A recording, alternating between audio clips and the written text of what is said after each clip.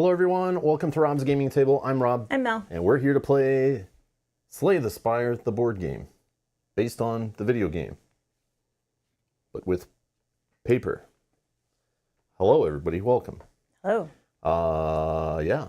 Here on the channel we play live board game playthroughs, teach the game, talk about the game, chat with our live chat, play however long we want, take as long as we want, and we have a good time doing it. If you're interested, stick with the video.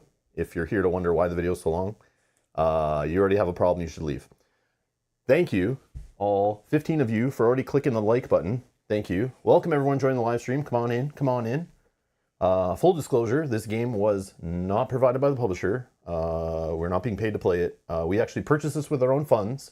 Pre-ordered it actually, because I love deck builders. If you've been around the channel any time, I like card games, which led into board gaming, which then I realized there's board games all about building a deck of cards and making it better, and it's like engine building, and that's when I realized I really love engine building, is what I really love. But I also love card games and touching and feeling and playing with cards. So all those together, the deck building genre of board games where you actually physically build and improve a deck during the play of a game, and that's the main mechanic. I love that stuff. It's just simple, it's fun, I love it. And yeah, we've played a crap ton of them. Yeah, we have. Some of them do things great, some of them do things not great, in my opinion, but who gives a crap about my opinion? We went and pre-ordered this from a local game store because I thought it looked interesting. I heard it was pretty cool based on the hype on the crowdfunding, but again, don't care about the hype on the crowdfunding, but I waited till it was actually finished and people actually played the final game and were saying it's pretty good for a deck builder. Even better as a cooperative game, and I was like, okay, I'm in, I'm listening. So we pre-ordered it from a local game store before Gen Con. We were going to Gen Con, the largest tabletop gaming convention in North America. We were all excited it was going to be there. And then I looked and, oh, it's coming to Canada, local retailers, in the same week. So I was like, ah, it's fine. I'll pre-order it, and when we get back, we'll have the game. And a month later, we didn't have the game. And then I got an email from my local game store saying, sorry, we can't get copies anymore. We're canceling it off your order. We'll refund you the money. Sorry, not. You're going to have to wait for the next print run. Not, sorry, there was a delay. No, we're refunding it. We're removing it. Sorry, no chance. No chance in hell you're getting this game. Deal with it. And I went, what? That's so weird. Good thing I was in the US at the time at a mall doing back to school shopping with my daughter.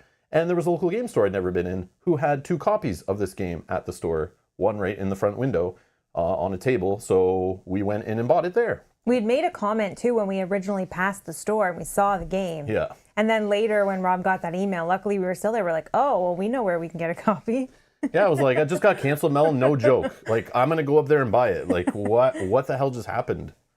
And then, well, first I went on my phone. I was like, I'll just order it from another game store that I know that's local to me, and we'll have them ship it. And I was like, not in stock, not in stock, not in stock. Uh-oh, there's a problem. So I was like, let's just grab a copy while we're here in the US, and we'll just bring it home with us. So it worked out. It was a weird circumstance of things that happened, but thank you to these folks right here for supporting the channel by clicking the join button down below or over on Patreon.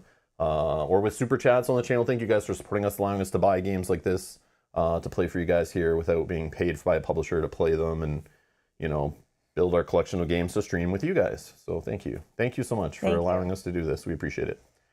All right. Oh yeah, here's another big full disclosure, FYI.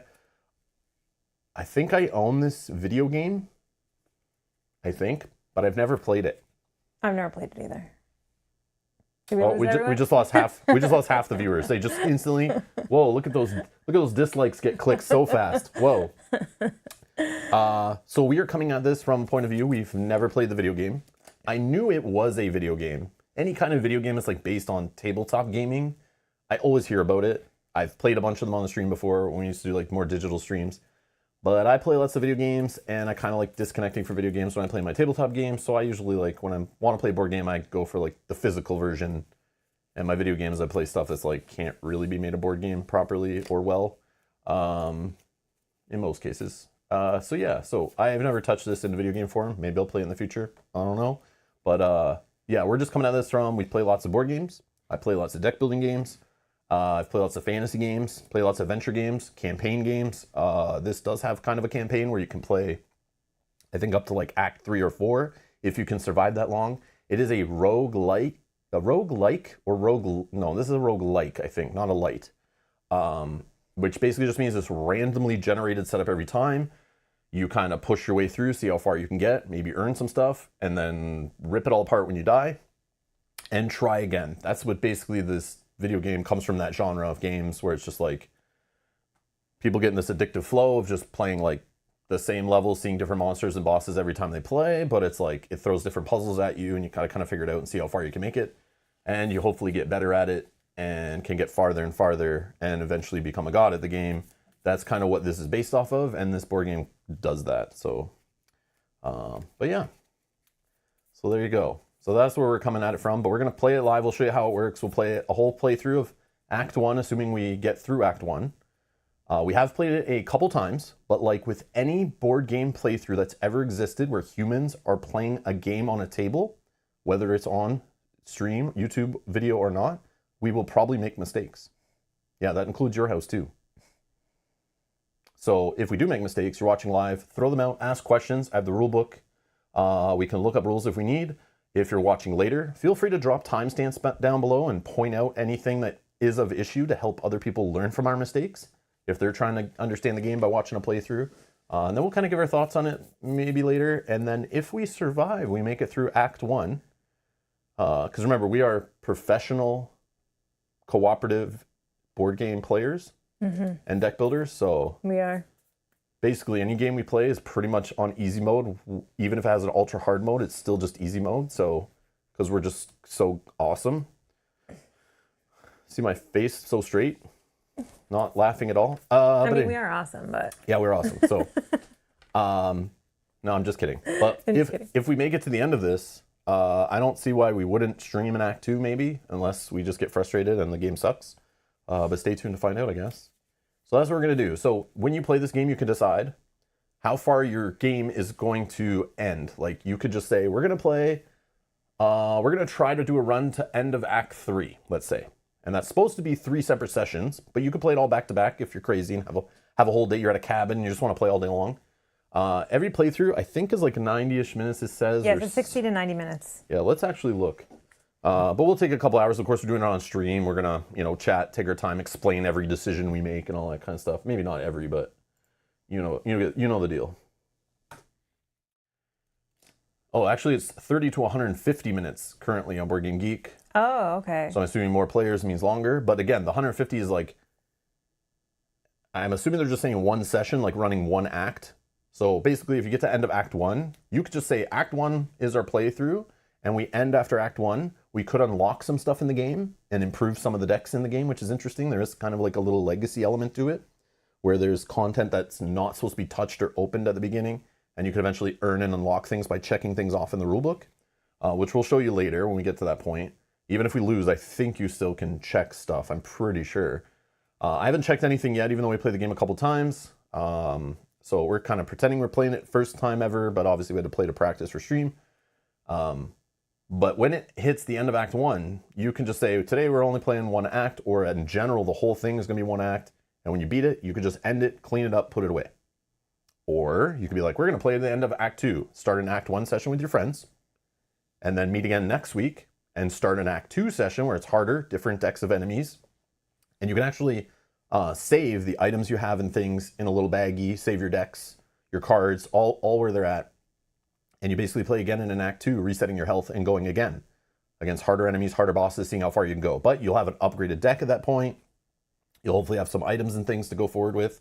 And you have the experiences and the skill you've developed along the way.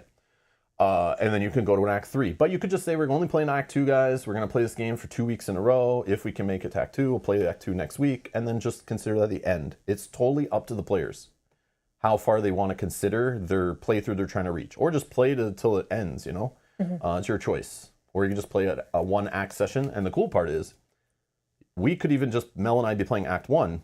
And then let's say we're like, oh, this game's awesome. Let's play with Kyle. And we're on Act 2 and our whole game's saved. We could be like, Kyle, join us in Act 2. Our friend Kyle comes over. He plays in Act 2. And there's some rules in the book on how to kind of get yourself leveled up to the point to be ready for Act 2 or Act 3 or whatever. And you can have players jump in the middle of your little run. You also could just start a run. We could just be like, today we're going to play Act 3. and we follow those rules to kind of like go through some setup of leveling ourselves up to that point. So you could just play, if you're bored of playing Act 1 enemies and bosses, you could be like, no, I'm going to juice myself up, and we only have, a couple hours to play today, and we want to try Act 3 in this game to see what it's all about. You can do that, which is very cool. But we're just going to play Act 1 today. We're going to start fresh. We're going to play with the 2 recommended basic characters in the game they say to start with when you're first starting. That's where we're going to start today. This is a 2.93 complexity, supposedly, on Board Game Geek there. This is the weird thing. I just opened this morning. It is ranked 251. Yeah, that's... overall, out of all board games that have ever existed. And it came out in 2024, this year. Like, I think people are just getting it like summerish, right? Yeah. Well, Kickstarter people maybe had it early. I don't know. Yeah, so like a few months. But there's no way. This is how crazy. This is how easy it is to, like, you have a bunch of rabid fans of a game, can easily just vote and like shoot a game right up there. It's in the top 300 games ever created on the face of this planet. Again, don't take these numbers too serious, or this website that serious at all, please. It's like Wikipedia of board games. It's like I can put whatever the hell I want about whatever game and rank it and bomb it and whatever. So it's like, and it's not that big of a user base that's actually voting, but it's still interesting to look at. So there you go. Hot damn. A board game with a video game IP is somehow in the top 300. That's crazy. And it's based on deck building, and that's pretty much it. I don't know. Is it doing anything new and flashy? I don't know. We're going to play it and we'll show you, but weird. Weird. Okay. Anyways, I thought that was interesting. I just noticed that this morning when I opened this up. I was like, what? Maybe that's why we can't get a copy in Canada anymore. Maybe. Because somebody probably put it in some place, somebody backed the hype. Maybe the fan base of the video game is so hyped, like popular, that it's like kind of like Stardew Valley. That game, like everyone has a nostalgia for that kind of game, or like, a lot of people played that one pandemic style. Maybe this was a game that was out during the pandemic video game. I don't know. But that created this crazy buzz and crazy fan base for Stardew Valley that people just had to have the board game. And it took us like a few print runs to finally get a hold of a copy of that game. It was like constantly sold out, pre-orders were sold out so fast. Like maybe that's the thing nowadays. Find a video game, like an indie video game that has like a huge fan base, and make a board game about it and do it well. And people will love it and go gangbusters for it, and you can't keep it in print. I don't know how big the print runs actually are, because it could be one of those things where like some people accuse Nintendo of doing this in video gaming, is they're purposely under printing or manufacturing consoles or video games or limited editions to purposely generate buzz and hype, so things sell it on purpose in your first print run, so then people desire it more, so then you can judge that hype and then make a proper print run later, and like then you don't have to lose as much money by overprinting, because when something is on a shelf and easily available, for some reason people don't care. It's that whole hunting and I gotta have it in the FOMO. So who knows? Anyone know in the chat? Let me know like what the deal is here. Apofini says, though, Slay the Spire basically invented the deck building as a video game genre. What the hell does that even mean? That sounds like the biggest load of BS somebody just farted into the chat ever. What does that even mean? They basically invented the deck building as a video game genre.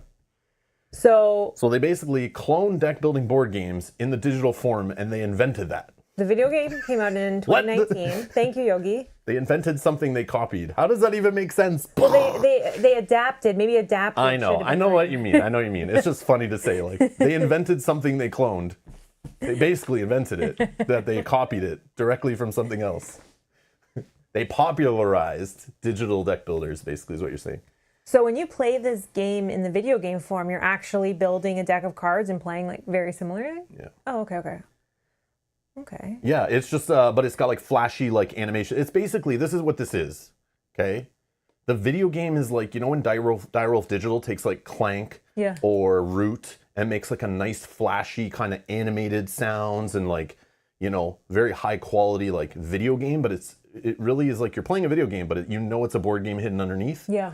That's what this is, I'm assuming. Oh, okay. It's got like cool graphics, like, indie kind of graphics, and you're just selecting cards and beating minions, and like us board gamers, we know what it is, but like it's done well enough that it's disguised like a video game that you'll pull video game players in And then we got him, guys. We got him in our hobby.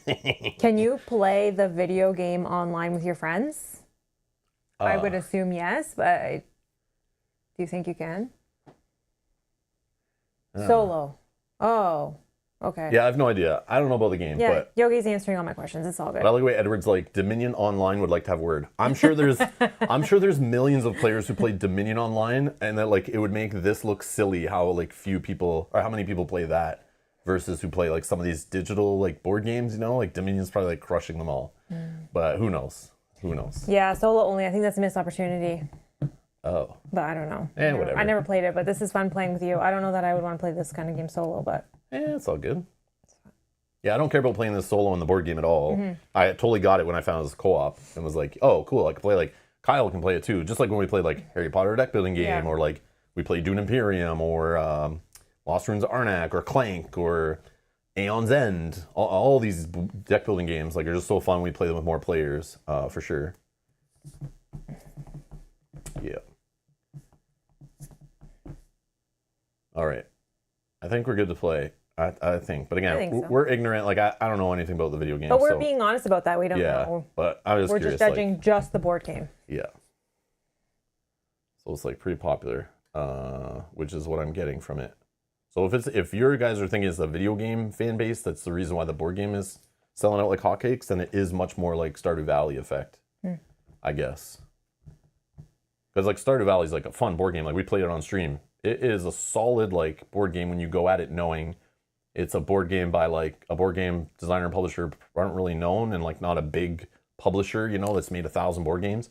And then it's like based on a video game and like does a pretty good job of like using some like kind of not like gateway or family weight, but it's like not the heaviest, craziest game, but still makes it fun. But it's done in a quality way that you're like, oh, they didn't just cash in on the IP and just like whip together a board game. You know, it's not like Monopoly Stardew Valley edition where it's just like we slapped art and changed some mechanics and call it a new game. But it's like, no, they did a pretty good job. So. Oh, Yogi says there are 15,000 people online playing right now on Steam. Oh, that's for pretty a good. 2019 game. And again, you said 2019. So COVID. You know, yeah, definitely. COVID effect. Yeah. That game probably got a huge boost when COVID happened and everyone was online buying and playing video games. If you had a newish game at that time that what people were talking about or there's reviews or content being created online about, it hit.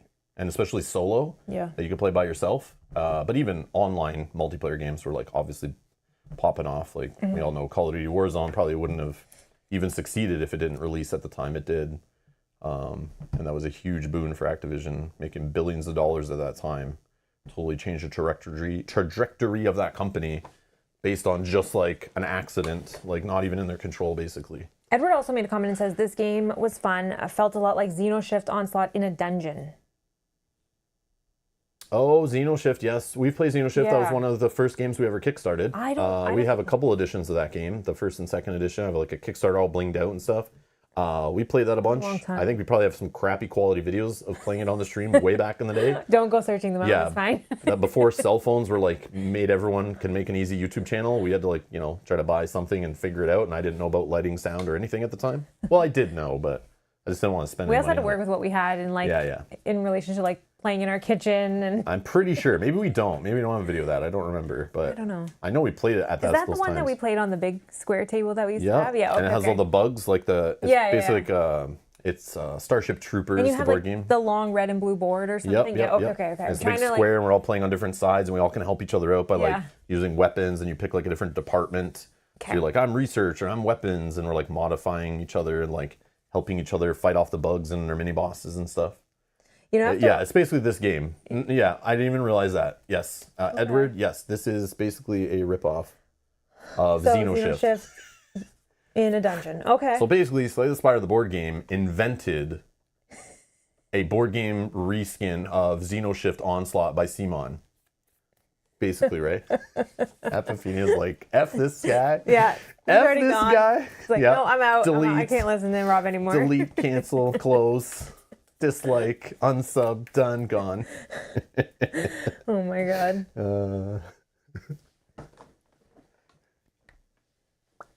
You get to draft cards in each other's decks. I haven't played XenoShift in like 10 years. Yeah. I'm lucky I can I feel it's remember. like been like 10 years. It's probably been less, like 8. No, it's definitely probably been. But I don't know. But yeah, Well, I think we still have that. That is something could get pulled out and played on stream in the future for the lulls. If I ever break down and decide to play games that are like out of print and hard to find. But I'm always like, I feel bad doing that. But like one of these days we gotta just do it for the lulls and like see how some of these games aged. Or like coming at them at a different point of view after we played so many other games. Going back to them when we like struggled to understand how those games work. yeah, exactly. And now we're like played a ton of them and we're like, oh, let's go back and see how it does it and like if we could be better at it or yeah. Oh, Yogi, don't worry. Yogi. That one's top of the list. I pulled that one out, read the rule book a couple times in the last year, and then it never made it to stream. Yeah, a couple times a year Rob mentions that game. Like, we should play this. I bring it out, I spread it out on the table, I read the full rule book, and I'm like, Mel, let's do this, and then we start playing something else, or the doorbell rings and some other game shows up, and then I'm like, we'll play it later, and then we just never do. Oh, Jackpotman says your XenoShift videos are 9 years old. There you go. Wow. So we basically haven't played it till 9 years, since in like 9 years, basically. Wow. But that was one of the best co-op games at the time, where you actually like had to work together, and if you didn't, you're dead. But I love those. it was like this, where it was super hard, and you're meant to die, and you're not supposed to make it far until you like really work together, and you need a little bit of luck on your side, but you also need like full cooperation. There is no screwing around where you're playing multiplayer solitaire. Oh, no, you have to. Yeah, you have to literally work be together. like, all right, guys, I'm panicked here. Like, I have this guy in front of me, he's comboing with the guy behind him, we're in trouble. Like, I remember some of that stuff, but anyways, let's not talk about that game, because who gives a crap? No one can get that game anymore. It's not in print. Let's talk about the current game that's... Wait, also nobody can get it, and it's not in print anymore. Well, maybe you can get it in the U.S., just not, Yeah. not in Canada anyways. Anyways. And I don't know about other countries. Let's play another hard-to-find deck-building game, I guess. Whatever. All right, if we wasted enough time, everyone's time, for people to finally show up to the live stream after getting their notifications, Everyone here? right? Right? You guys all had your notifications on, right? And if you didn't, go down and turn them on so you don't miss live streams in the future. I don't want to hear complaints. I don't want to hear complaints that, oh, you scheduled this only a day in advance and I missed it. That's too bad. If you had your notifications all the way on, you would not miss the stream unless you weren't looking at your phone or email or whatever, however the hell you get notifications anymore.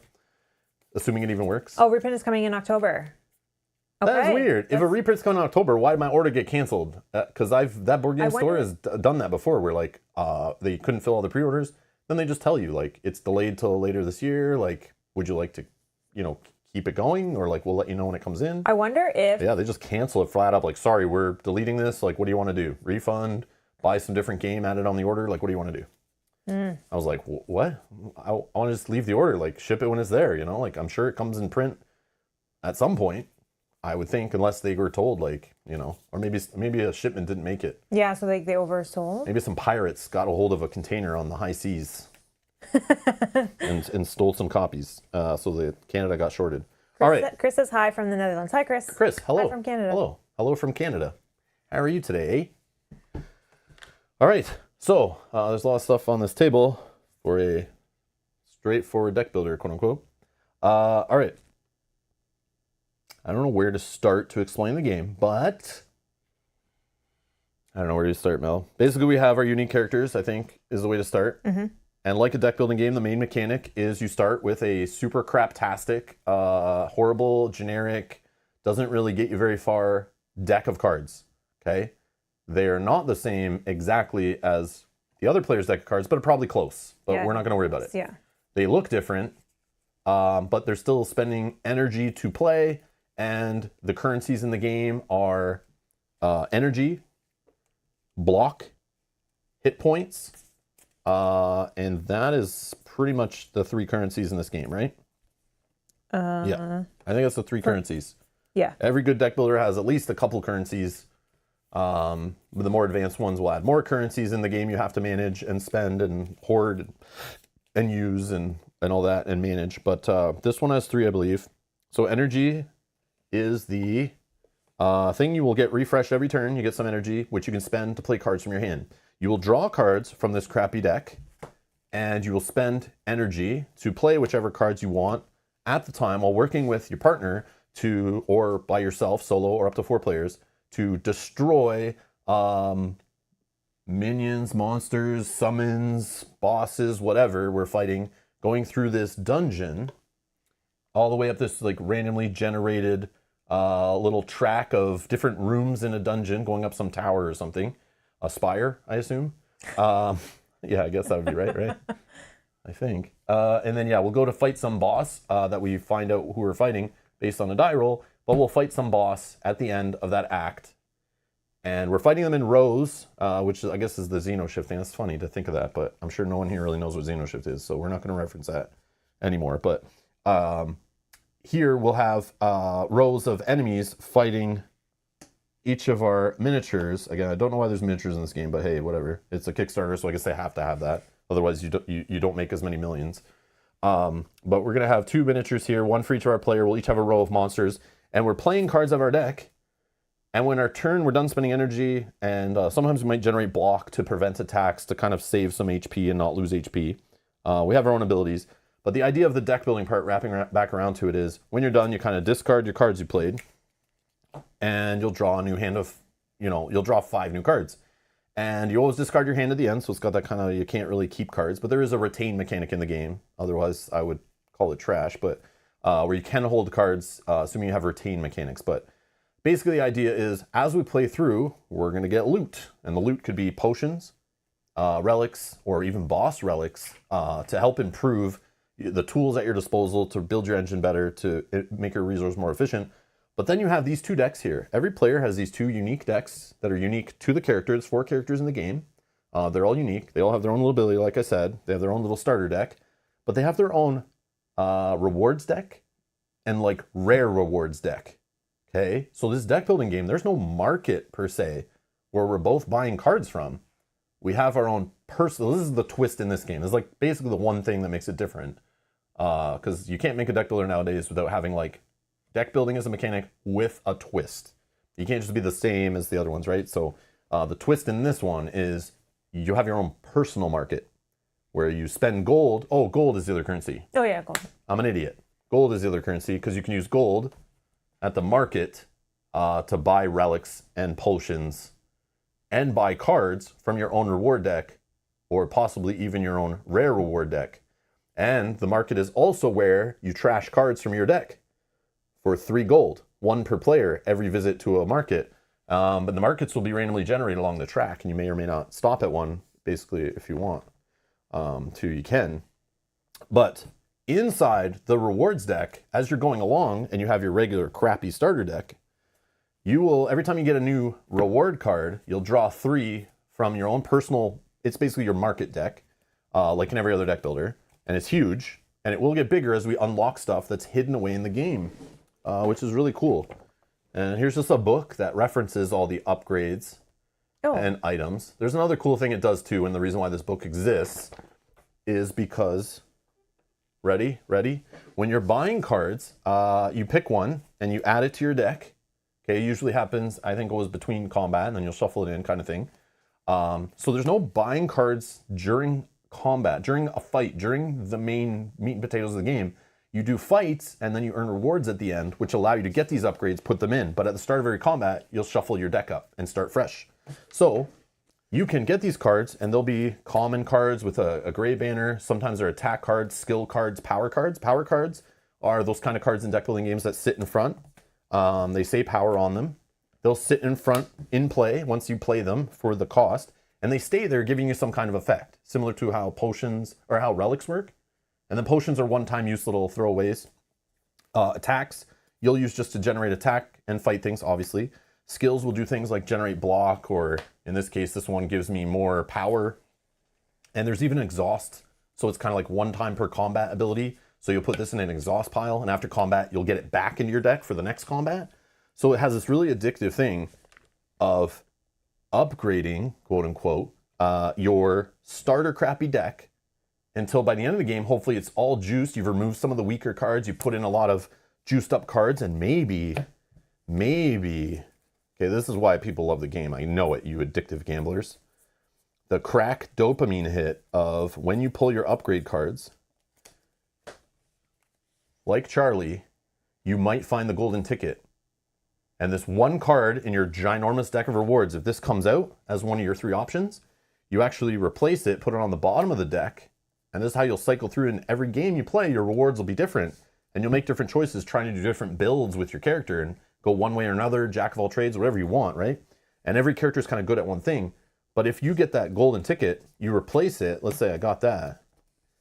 Okay. You replace the golden ticket with a card from your rare rewards. Ooh, it's got a gold border. Ooh, and a gold banner. This is uppercut. Okay. Oh, this is juicy. So this would go here as an option. And when I choose the one card I'm going to add to my deck, I can choose that one at no additional cost because I found my golden ticket. Okay. Kind of fun, right? Sometimes you will get rewards that just allow you to go right to your reward deck, but usually it's from the standard one. So that's kind of how upgrading the deck works in this game. That's how the kind of market works. It doesn't happen during play. It's not built into the all the time happening part of the mechanics of I'm generating money right now. The money you're generating on a turn is used to play cards, and you're generating attack, block, all that kind of stuff. But the rewards will allow you to improve your deck. And then even at the market, you could also get rewards as gold and spend those at the market between fights. So it's interesting how the market phase is not part of the standard loop of the combat, you know, where you're like, I'm buying this attack, putting it in my deck, and hopefully I get it soon to then attack. Yeah, so I see what you're saying. The difference is in this game, you're going into a battle with the cards you have in your deck, and then after the battle, you may get to upgrade them for the next battle. But you're not, as the battle's going on, upgrading and making your cards better. Well, the way I said upgrade in quotes, okay, there is an upgrade mechanic in this game, okay? And this is the other twist in the game. It's not huge, it's more gimmicky a little bit, but it's cool. I really like this whole market thing, how you have your own personal market that's unique to you. So it's not like in a deck building game, we have a shared market and I'm like, in this session, the cards I'm looking for never showed up. This sucks. Or you're playing competitive and like you yank a card I want and then another card comes out that you want and nothing for me.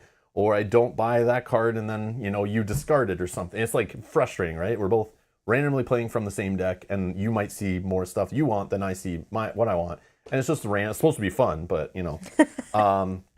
But in this game, this unique deck that's all of my goodies that has multiple different play styles of cards in here that focus on different things my character is good at. And I can choose to focus on certain things. They're all in here, which is neat. And I will always be drawing cards that are for my character and that I might want to build with. Yeah, you might draw cards that are like, don't work with the style of deck you're trying to build that play session or to beat that boss or whatever. But at least more than likely you're going to pull cards that you're looking for. And the repeated plays, you're going to see different cards every time. You're going to have to make some of them work. You're going to have to make some tough choices. And hopefully you can make some different builds every time you play is the idea. I don't know in practice. Again, we've only played a couple times. So again, I don't know, but this one I'm assuming. Because most deck building games like have a common deck that's maybe 2 or 3 times the size of this. But this game has like a larger deck, but it's cut into 4 separate characters. Think of it that way. And then even has special reward rare cards that are unique to that character. So that's very neat. But the upgrade mechanic, and this is the gimmicky thing, the reason why we have these sleeves, and I don't usually buy sleeves as part of a game or a Kickstarter that are custom to that game, but these came in the box because they are a required component, okay? So you must have sleeves for this game. I guess, yeah, you should. Yeah. Otherwise, you'll know what you're drawing because the backs of the cards are unique. They are the upgrades. So for example, this is one side of the card, costs 1, gain 2 resources, or 2 power. It's a skill and it exhausts. So sometimes you'll get a reward to upgrade a card, or you can pay to upgrade a card, I think. And then you can upgrade it to the green with a plus symbol side during your playthrough, your run, your little campaign, and it will make the card, oh, this card's now free. Oh, I like that. Great, you know? So you would actually flip this over, re-sleeve it, and now you get to play with that upgraded card. So you can, this is the crazy part too, is you can upgrade your base cards, your starting cards. So a little defend that'll generate 1 block for a turn to protect me a little bit against an enemy hit. Throughout the course of play, I might keep my starter cards and build around them because I can improve them. And I could give up 2 block to any player with a new defend plus card. So this is also cool, clever way. So you're not only upgrading your deck with new cards and maybe removing cards, you could literally change the card, the pieces of paper can become all better in your deck without having to remove them. Or new ones you get, you can even upgrade. So even these super rare ones have a flip side. And you're allowed to look at them at any point. And when you're making your choice, you want to flip them. And that's, I think, why that book exists. so that you're not constantly pulling cards in and out of a sleeve, because that's eventually how sleeves wear out and you'll break them, not to mention shuffling and handling all the time. But on here is a quick way you can kind of look through your upgrades. I think both sides are on here. Oh, they are. Or maybe just the upgrade side's in here. But see the way it's like the green title plus? That is the upgraded side. So instead of me flipping, I could just kind of look through here and see, oh yeah, this character named the defect. So obviously the character is broken. I wouldn't play with that character because they're obviously a defect. They were just kept in the game, but they're obviously not perfect. I'm just kidding. Or you could play silent. So since Mel is playing the silent character, I don't want to hear anything from her today. That's why I gave her that character. So hopefully you shut the hell. No, I'm just kidding. But this is all your upgrades. So if you want to look through here without flipping over Yeah, cards, I didn't know that existed. your starter deck upgrades are here. It even shows it. And then you could also just sit here and kind of like, you know, when you're on the John reading, you could take this book of upgrades and you can kind of plan. Oh, I'm going to play next time. Oh, maybe I didn't know these cards were in the deck. Maybe I'd try to build around this if I see these, and this is what I could be looking for. So you can really get to know a character. I like the way they kind of included this. So you don't always have to be flipping cards over or reading through a whole deck. You can kind of just take this with you and read through it. But yeah. But yeah, that's cool. And then when you're done playing, when you finished a whole run, you kind of reset all the cards, I think. I think just your top card of your deck has to be reset there. What? The other one. No. You thought I was going to take one. thought I was going to take an upgraded card in my deck as part of setup by accident. Wink, wink. Wink, wink. Let me just put this card back where it goes. To win together, but yeah. Let me just put that card back where it goes. This card back where it goes. No, I'm just kidding. Yeah. So that goes there. We'll shuffle that in. This card goes here. This is a gray border, so it's the starter card. Took me a minute to kind of figure out what cards go where, but starter cards have gray, obviously ugly borders. So you know they're the worst cards in your deck because they're ugly. These cards are not much better, but at least they're black bordered. And then the rarity, which is kind of cool. So a gray, ugly border on, a banner. A gray banner means this is common. There's, I think, 2 copies of this card that exist in your deck that you could see. So you could build around it more if you're like, you like building decks in like competitive card games and stuff and LCGs and things. You can get 2 copies of this card possibly in your deck throughout a longer run maybe and build around it more than something like this that is uncommon. And I think there's only like 1 of these in there. And I definitely know the rares are definitely a 1 of. So you're not going to find duplicates. So if you get an option to upgrade or you get an option to improve your deck, whatever you call this, earn a card reward, whatever you choose is going in. The others they're considered skipped, and they go to the bottom of the deck. So you might not see them again in that run, but some things will shuffle the deck up, I assume, at some points. I think you shuffle this deck on the second session if you're in Act 2, but this deck you don't. Oh, okay. When we continue. If we make it that far, we'll see. But yeah. Make sure I put them all in there. Yeah, I always mess up things when I'm talking and trying to explain games the best I can, but... Trying to watch. It's all good. Yeah. Okay. So, if you want to randomize this little setup here on our dungeon, and kind of figure out what rooms we have accessible to us. I'll put them all on like this first, then I'll flip them over so there's no... The rewards deck has 2 copies of every card says Steely. Oh, okay. So what's the common and uncommon for then? Well, I mean, we can you're saying where's your book? You can easily figure that out, right? Oh, no, because it won't show copies of cards. I think it just shows 1 of each. Oh. So you're saying this Whirlwind here in my rewards deck, there's 2 of that? Because it's uncommon? Let's find out. Because I think that's weird. Why would you name things common and uncommon if they all have the exact same rarity? That's weird.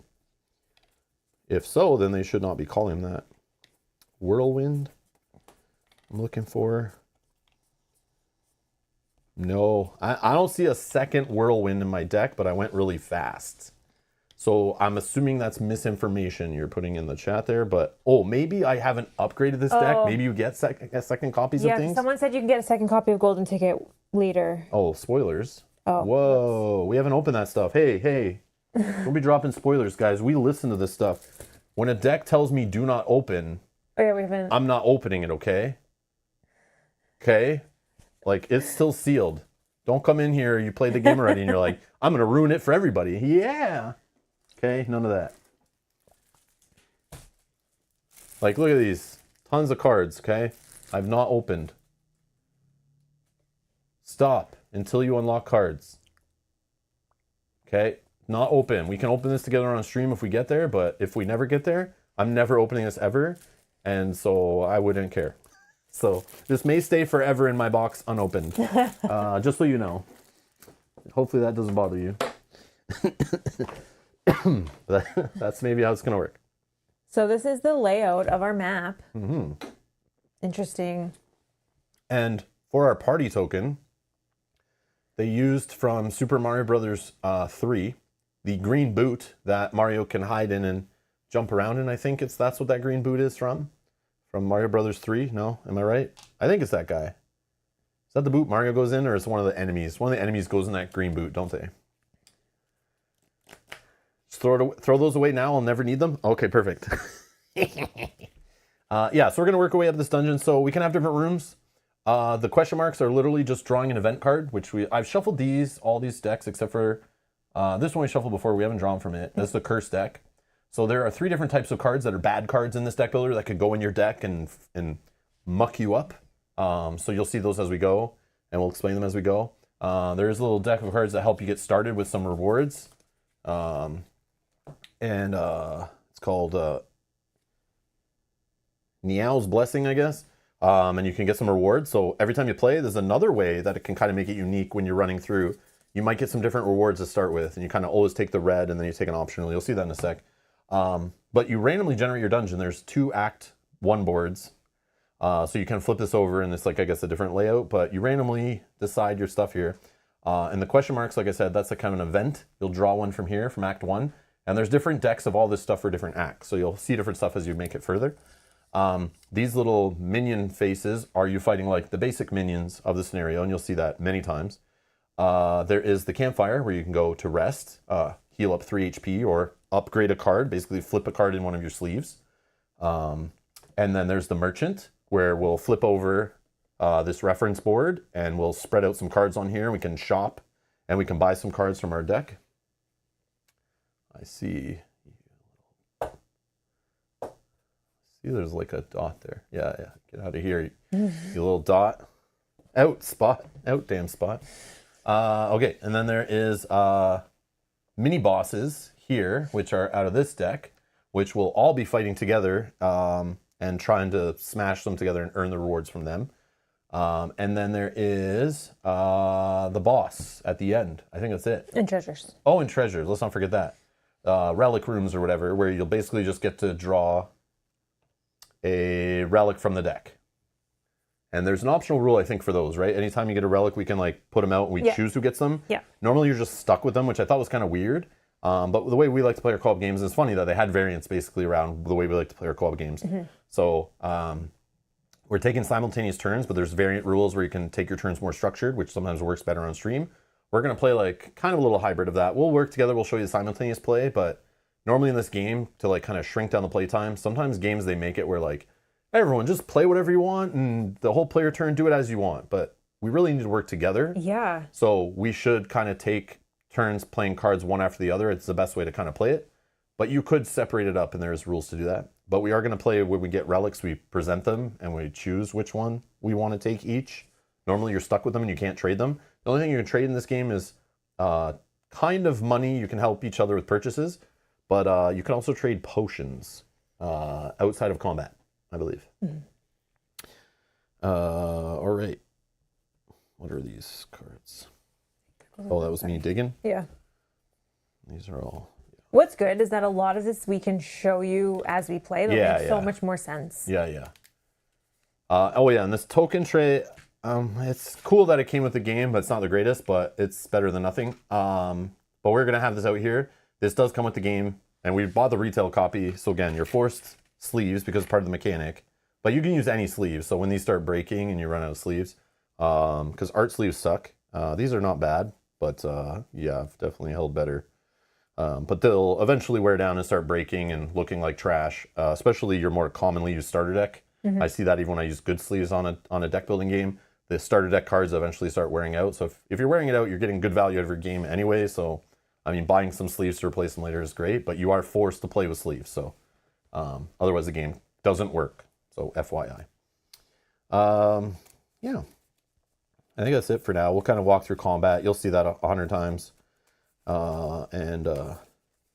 So Do you want to roll to determine? yes. Okay. I'm just going to finish, Oh, do I a guess. little shuffle. Yeah. If you just want to give a quick shuffle to this, and this.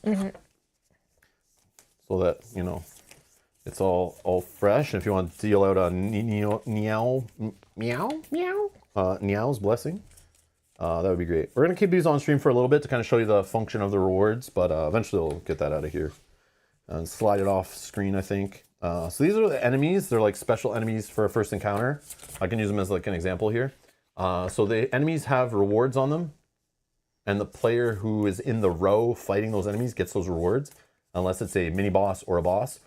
Everyone will get the rewards, but this, for example, is like a gold, a potion, and this is one of the cards out of your regular reward deck where you get to draw 3 and choose one. There's a health track. We'll use a cube starting in the yellow one here and track the health of the enemy.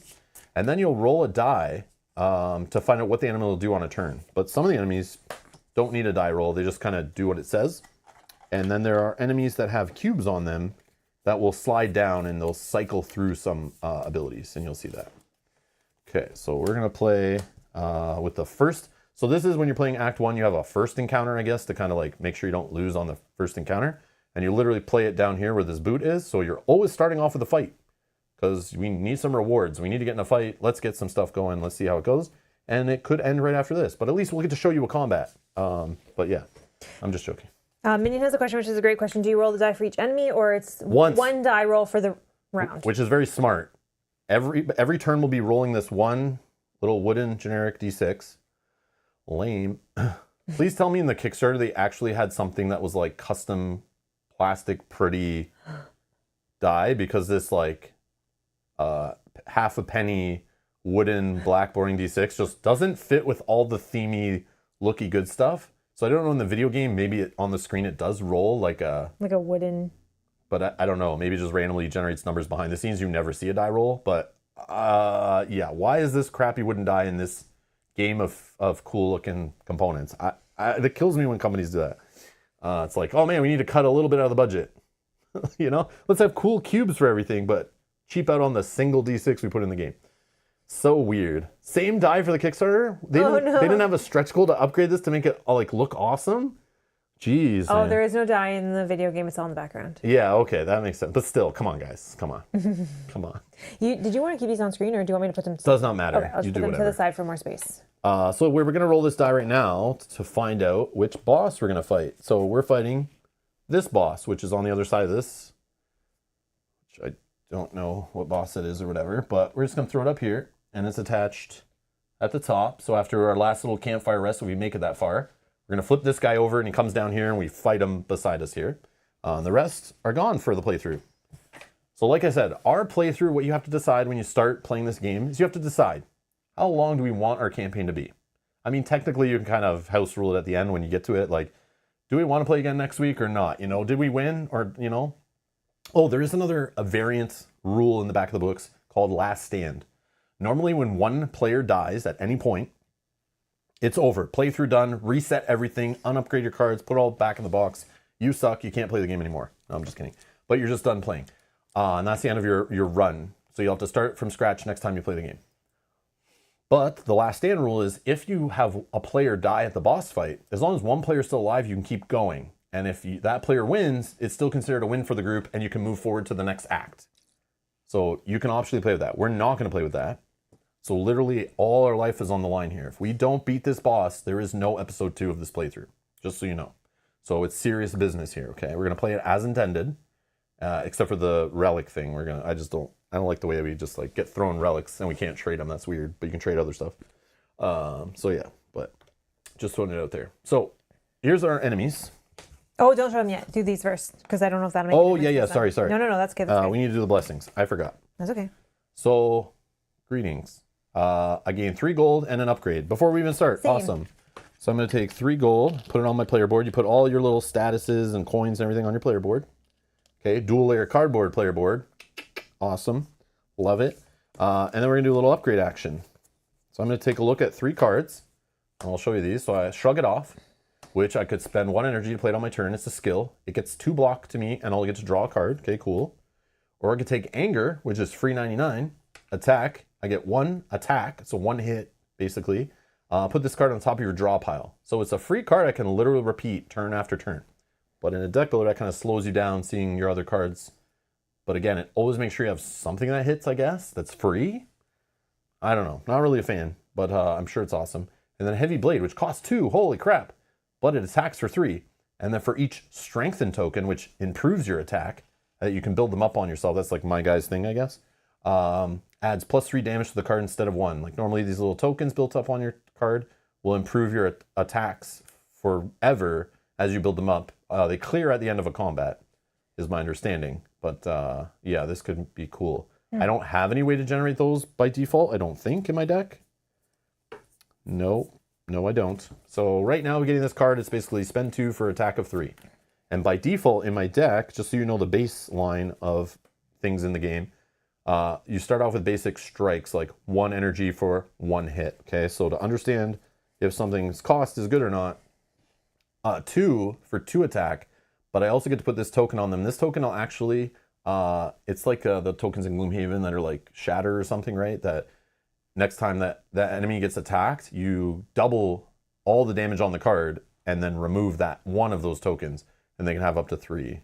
So that's kind of the cost there. So 1 per hit is the general cost in the game, and then effects might add additional, value or cost. So I don't know which one to take there. I'm not really a fan of all of them, but I would like to try out, I think, this one. Just generating some block might be good for me to survive, because this game is about surviving.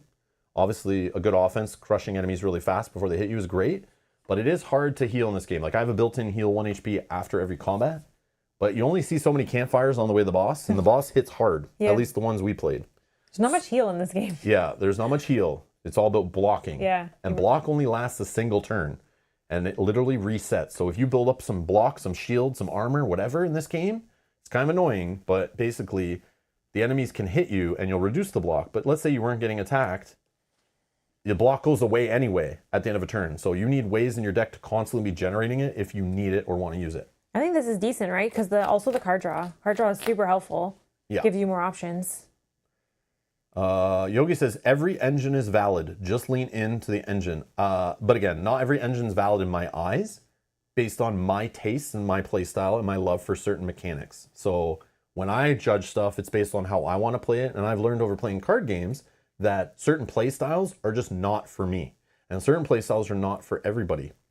Anyone who's tried to play a control deck that they net decked off the internet in their favorite CCG over the years will learn that takes a whole different type of person with a whole different level of experience and understanding of their current card game to drive those decks properly to success. Okay? Not every deck and every mechanic is for everybody. Okay? So get the hell out of here. But he's saying, yeah, No. I mean, do whatever you want. Yes. That's how I'm going to do it. Any card. But don't tell me they all work and they're all fine. I'm going to do what I want to do, okay? And I want to win. And I'm going to win to make sure I play the way I want to play. Doesn't mean I'm going to win, but no, anyways. in this game, I feel like winning is the only option, right? Yes, Because true. like you are done if you die. Correct. So you cannot. You have to make sure every card is as efficient as possible. Yeah. So basically, like, deck building games when you spend all the time like setting them up, building the modules, building the decks, and then when you're done, you have to clean up, and like in this game, you have to like flip all the cards around, separate them to all the different decks. If you want to have a longer play session and not and increase the time between setup and cleanup of a deck building game, it's serious business.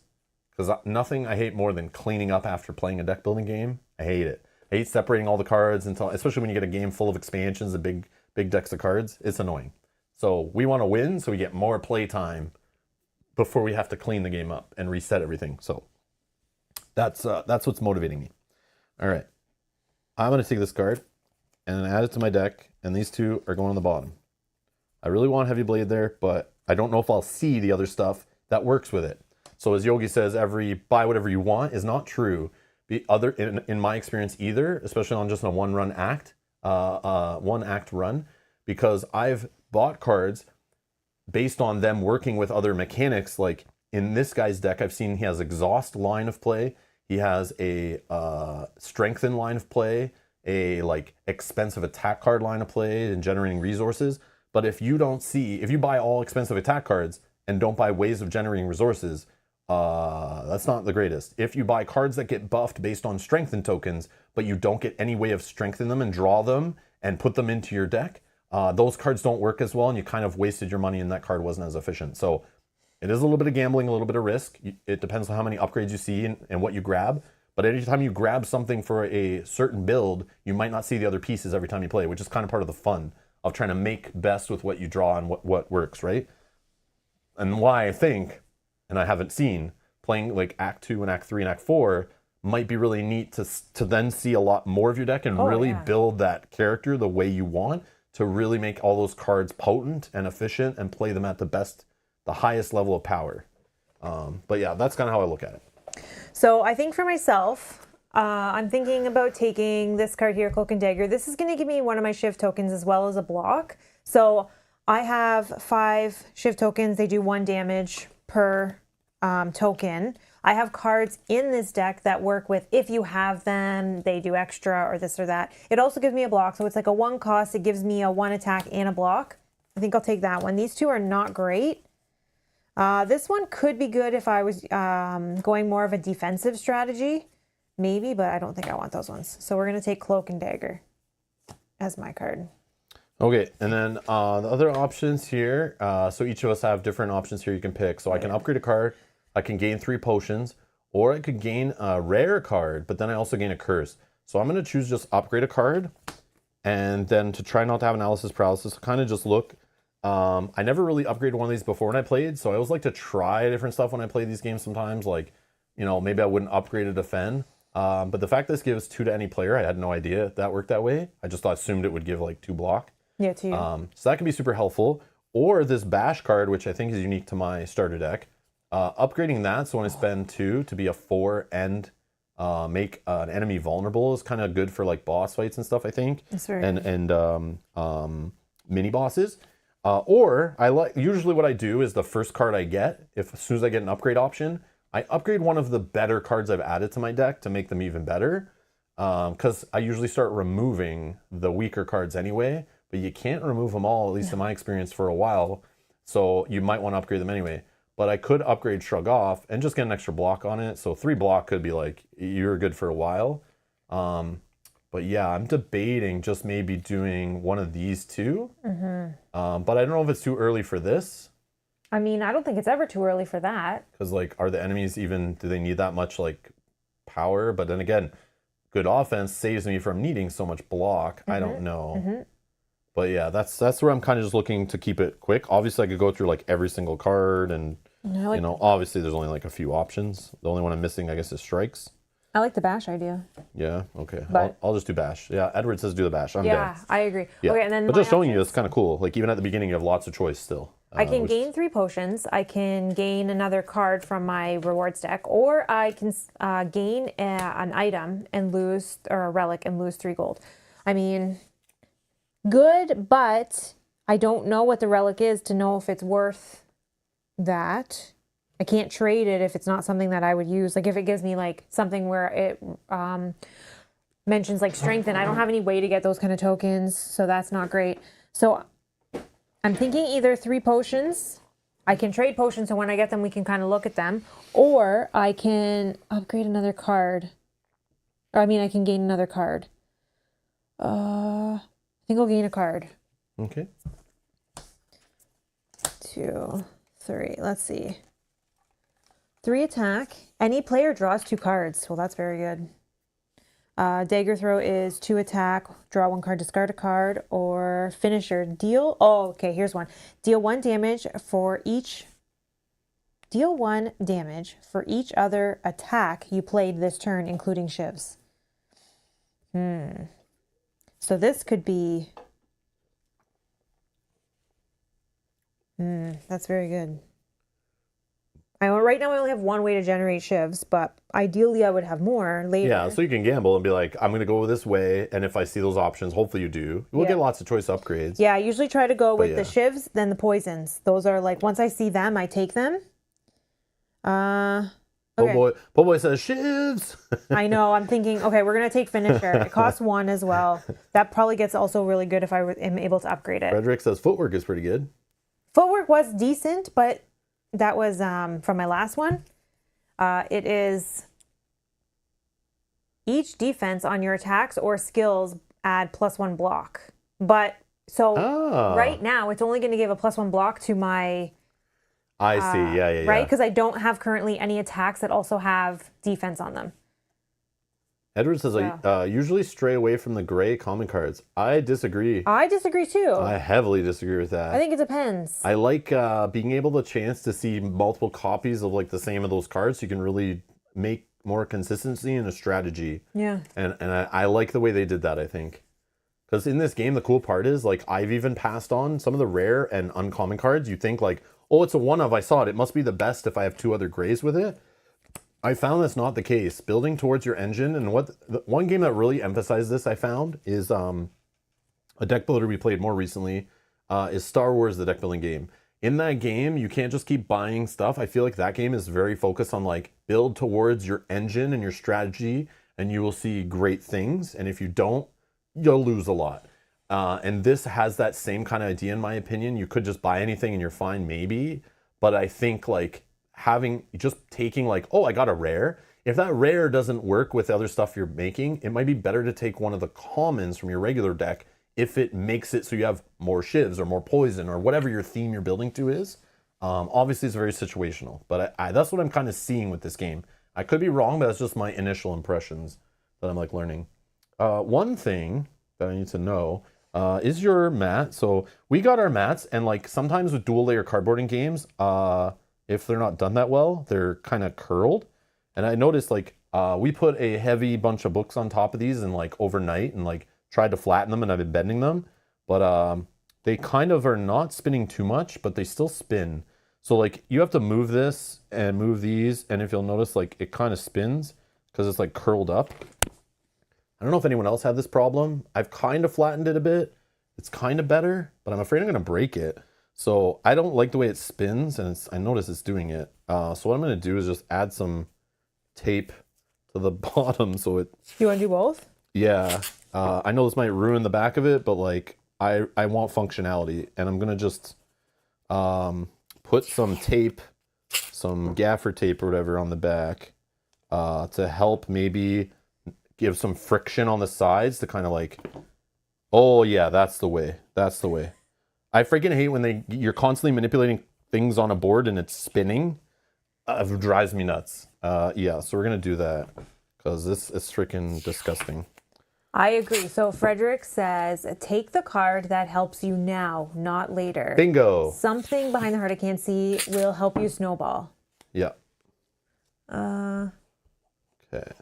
Oh, it will help you snowball. There you go. Thank you, thank you. Try that. Yeah, that's good. Yeah, that should make it stop sliding and spinning, and every time we move a token around, freaking drives me nuts. Drives me nuts. I thought for sure trying to flatten it out overnight would work and doing a little bending, but now I'm afraid it's going to split, like the glue will split, and then I'll be sad. So let's just do that. Okay, so now what? Now we are ready to attempt our first encounter. Okay, let's see what enemies we got.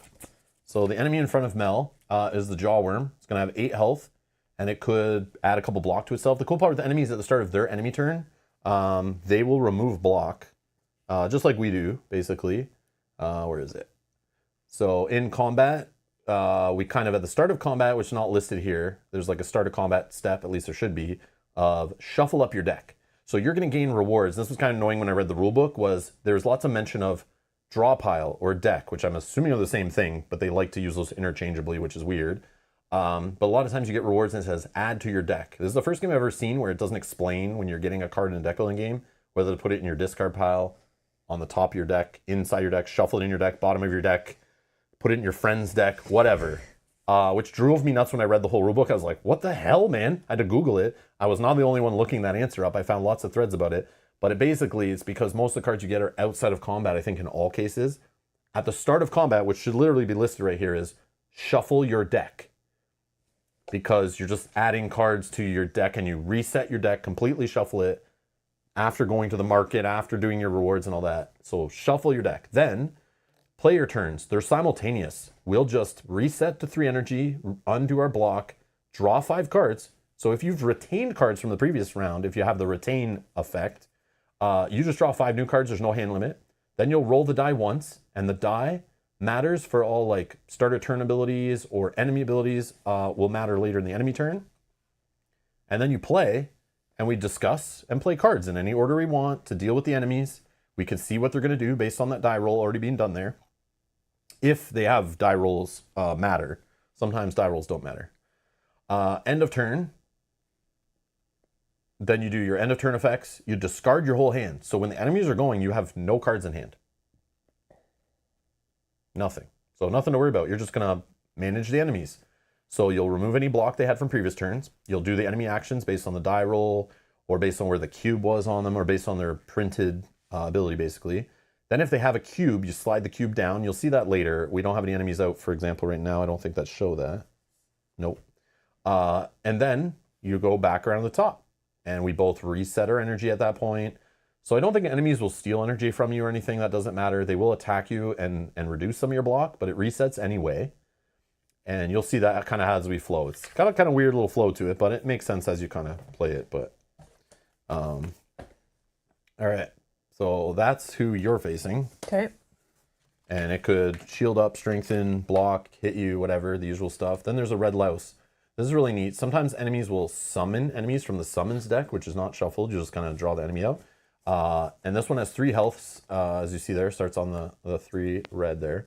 And there's its results. So I haven't rolled the die yet. We'll roll it in a sec. That die is still from when we set up the boss. So I'll roll the die when we're getting started here. But it could do one of these effects. And you kind of plan your turn accordingly based on what the enemies are doing, which is kind of fun. And then you can kind of see what they could do in the future to kind of know who's maybe the threat, who we should deal with, what are the chances it could happen. But sometimes they have abilities. This one is curl up. The first time the louse takes damage, which I'm assuming is a 1 time per combat thing, not a first time every turn, because it doesn't say every turn. It gets 2 block. So the first time you smack this thing, it rolls up, it goes into a shell or whatever, and it becomes defensive. And then you have to break through that or just wait till the next turn when it clears it. Okay? And I'm assuming it only does it once. It is a starter enemy, so I'm assuming it's not over and over and over again. And the Mel grab from the deck the green louse, which is literally the same thing with a different color palette. And it does the same kind of stuff, but it has different effects here. And you might have the same enemy with the same name in this game, but there might be multiple copies that have slightly different attacks, actions, and stuff. So I've added red cubes to the health. So somehow I have 2 enemies and Mel only has 1. Great. The cool part is we can attack any enemy in any row. Doesn't matter. But there are some area of effects attacks where if we do an area effect attack, you'll see in the future, I assume, you would attack every enemy in the row, including bosses. Bosses are considered in all rows. But the enemies will only attack back the player in their row. And you can only switch where your miniature is between combats, basically. So again, this is very weird. I don't know why this is here. I feel like it's like a missed opportunity. I feel like they could have added something where like switching rows on the fly as like an action or something. Maybe there is one of the characters in the game has that power or something. I don't know. I haven't looked at the other 2 characters at all. Don't care. But I'm wondering, because that would be really cool. Because it's just, these guys are just in a 2-player game. They sit there and we never move them. So I don't know why they're even there. But other than to show like, this is, the enemies will attack you and the enemies will attack there. Like, okay, but 1 time per combat. Yes. Okay, perfect. Thanks, Frederick. So we can attack wherever, but they only attack in their row. They're not going to switch. Maybe there's some enemies later that switch the row they're in, but I don't know because they have cubes on them and that would be super annoying. So it's just weird. Very weird. But anyways, that's how we're going to play. So yeah, then we can start by shuffling up, start a combat. We're going to shuffle our deck. If you have any start a combat effects, you do them now. And then we do start of turn stuff. So we draw 5 cards. And then we reset our power to 3. We reset our block to 0. Then we draw 5 cards. Then I'll roll the die. And we get a 5. If we had any like relic cards, they would actually, the relic cards sometimes depend on a die roll. So I might roll this die and then it generates me some resource on certain die rolls. But in this case, the enemies are going to do certain things based on that 5 here. So this enemy, for example, to do their bottom effect. Sometimes you have ways of manipulating the die based on items, item cards that you can, potions you can throw away or relics that maybe 1 time per combat you can change the die to help you out.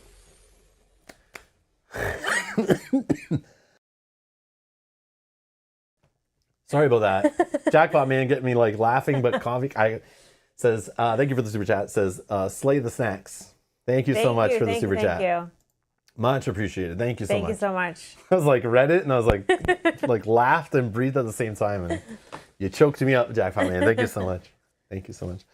Okay, so sorry, I think you were talking about what these guys can do. So this guy, he can attack for 3. This guy, his 5, he'll attack for 1. And then this guy will give a... I think it's weaken. So what the weaken token does, you can have up to 3 of them on a character or enemy. And this token will reduce all the attack icons on a card by 1. And then remove 1 instance of this token. So it's a cool way to kind of like reduce the next kind of attack coming at you, is what it will do. Okay. So I got my good card here, or my new one, Shrug It Off. But I don't know. I don't have much money, so like drawing into other cards, I don't know. But it does cycle through my deck faster and allow me to see some of my good stuff. But so here's a problem that I'm seeing. He's attacking me, this guy in mine, for 3. That's crazy. I only have 2 blocks, so... But that's still better than nothing. Yeah. And what am I getting attacked for right now? Just 1? Yeah. So yeah, I kind of wish I flipped over a defend now so I could give you some extra block, because I don't really need my block, but later it'll matter. So it's okay. I think it'd be good for you to do some blocking, so and not worrying about attacking so much right now. But I think I'm gonna spend 1 energy, so I'll do it so that it makes sense. 1 energy, and I'll generate 1 block, and then that's discarded, and then I'll do that 1 more time. Okay, so we discussed a little bit, and then Mel just went and started playing cards. Because I know that I need to do that. Yeah, I'm gonna spend my Shrug It Off. As you're resolving a card in this game, it's kind of in a play kind of zone. I'm glad they kind of distinguished that, because sometimes in card games, broken combos get generated because of poorly written rules. But in this game, it says like this card is no longer in my hand or in my discard as I'm resolving it. So I will get 2 block. So I generate 2 block on my board here, and then I will draw a card. So if my deck was empty and this was drawing me a card, it is not currently in my discard pile. So if I had to reshuffle my deck, this is still here, and it'll eventually go to my discard pile after, so I can't create like infinite loops, unfortunately. But yeah, so I'm gonna draw a card, and it's no big deal, nothing crazy, and then it goes to my discard pile. So that's technically how it works, which is good that as a card game player, I can appreciate that. And then I have 2 energy left. I have enough block to block my 1 attack. I'm gonna get weakened, which sucks, but I could just use my other 2 energy just to do 2 hits on something to start weakening something. I can only do 1 hit on something because only 1 energy left. So the 2 of us could then team up and get rid of one of these 3 health guys. Well, I think the first time it gets hit, it'll take 2. Oh, that's right, and they're all separate. Yeah, that's annoying. Yeah.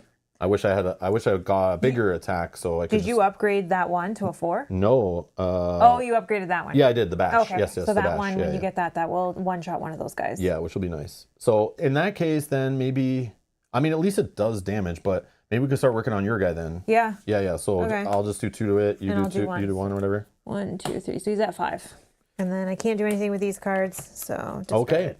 So now we discard our whole hand when we're done. So we got nothing in hand. Then the enemies will go. If they have any block tokens on, they clear it. Now we resolve from left to right, top to bottom. Unless they say they act last on them or whatever, I think they all go at the end. But this one will attack you for 3. Okay, I'll block 2 and take 1. So Mel reduces her health by 1 for the one she didn't block. And then we'll go down here. This guy hits me for 1, but I just reduced my block by 1. And then this guy will put a weaken token on me. And I remember that's there. And that's it. Now we go to the next round. We reset to 3 energy. We draw 5 cards. And then I'll roll the die.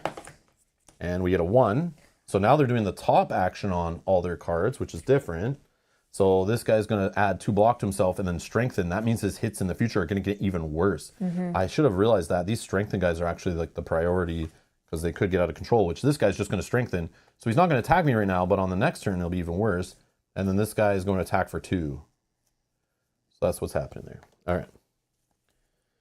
So I do have that 1, but it could make someone vulnerable. So I could, but I guess that guy's already almost toast. I wish I saw this earlier. So I could have hit it on that guy, and then the next time we hit him, it's even better. Yeah, but you have to use an attack to get rid of the weaken first, right? Yeah, but since I only need 3 to kill one of these guys, I'll probably just use this to be reduced to 3, and we just one-shot one of these guys.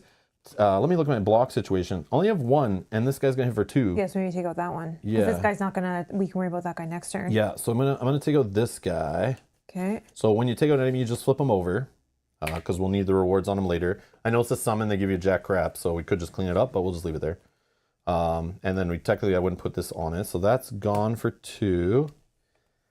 Yeah, and I can attack the guy in my lane. Yeah, and I can attack him for 1 also. So I'll use my last. This would be gone after resolving that attack that got reduced by 1, and then I'll just attack this guy for 1. So he's down to 4 health, and that's all I got for you. That's okay. I'll spend. And my block. Sorry, I reset my block at the start of turn. I missed that. And do 1 damage. Yep. And that's gone. Then I'll spend 1 and deal 1, and then I'll spend 1. I'll gain a block. I don't need the block, but I'll gain a 1 hit on each. Sorry, what's the deal? Oh, you're just telling us what to do. Okay. No, Frederick, you can throw recommendations, but if you're watching and you're assuming we're checking every line in the chat, and we're gonna read everything you're saying. Remember, there's like probably a 15 to 30-second delay on the stream depending on where you live and which resolution you're watching at and stuff.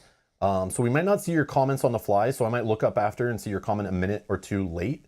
And I don't know exactly what you're talking. We're going to try to play a little quick because the game can go a little long. And I want to show all the decisions. But yeah, don't be afraid to throw in recommendations, or if you notice something went wrong or I forgot something, throw it in the chat. We'll try to catch it. But yeah, like telling us what to do on every single play and spending every single resource, we're not going to be able to follow along with you. But feel free to throw stuff in there. That's totally fine. You can quote unquote backseat, but just know you might be missed. And I'm not missing you on purpose. It's just like, you know, we're trying to play a game at the same time too. Right? And one reason we didn't want to do that is because these guys, if you hit them once, they'll gain 2 shields. So it's better to one-shot them if you can. That's just how I looked at it. Yeah. But I mean, like, we're trying to save damage, so like poking them and then get blocked means you have to deal with that block the next turn, and they might have a huge attack, and now I can't kill them on that turn. So that's just how we like to play. But Raw is saying I like reading new ideas in the chat. Yes, so that's what I'm saying. Feel free to throw in what you would do, or what you recommend, or cards you'd buy, or what attack you would play, and how you'd go, and which enemy you'd attack first and stuff.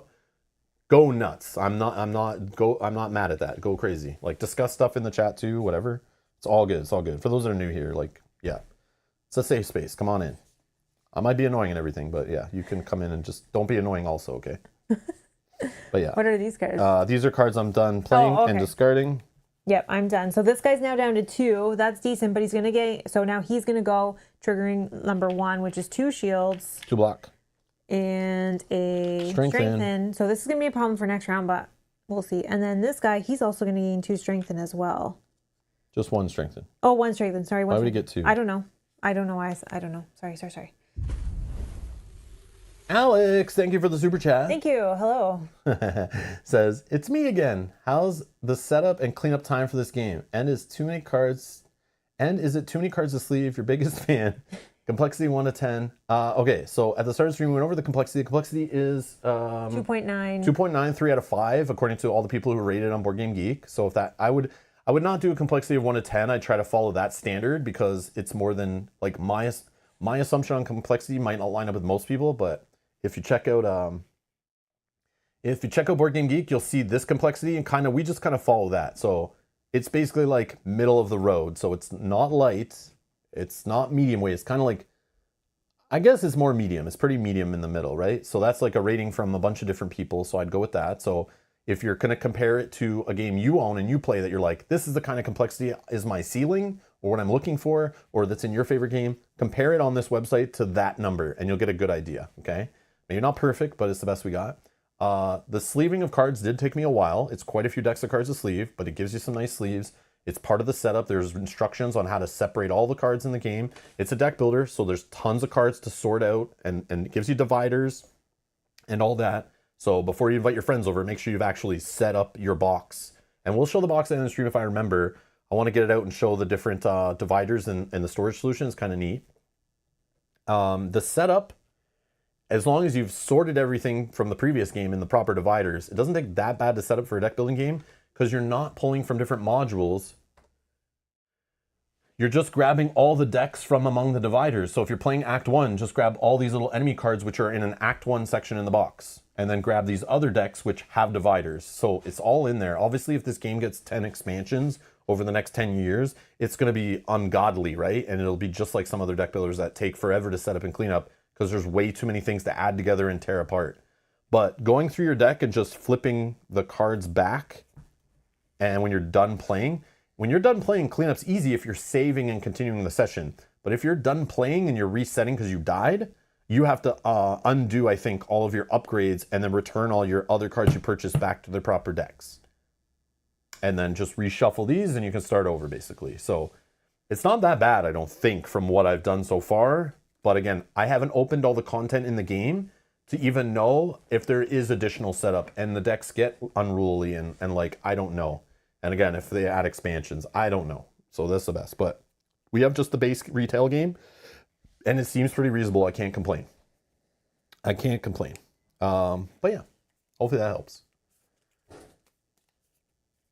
And it's not too many cards to sleeve. It's totally fine. You just do it kind of once. But there is extra sleeves. And I think it said in the rulebook, when you unlock more stuff, some other stuff will have to go into sleeves. But it doesn't seem like it'd be that much. So yeah, hopefully that makes sense. But yeah, don't let that deter you. I don't think cleanup and setup in this game should deter anybody. It's not anything exceptional. And sleeving the cards is like a one-time setup thing. We've all set up big games and punched out tons of cardboard and sorted card decks. It's just more of that. So, and I think that's it. And it's not that complex. Definitely not that complex so far. Yeah. Yeah, and feel free. Anyone wants to answer those questions for Alex, help him out with additional information, get in there. Get in there and help. Anyone who knows the game obviously better than we do because we only played it a couple times. But all right, now what? So they've rewards. Yeah, no, it's back to our turn. No, we didn't win yet. No, we didn't win yet. I thought you would just kept playing. We won while I was talking with the chat. Oh no!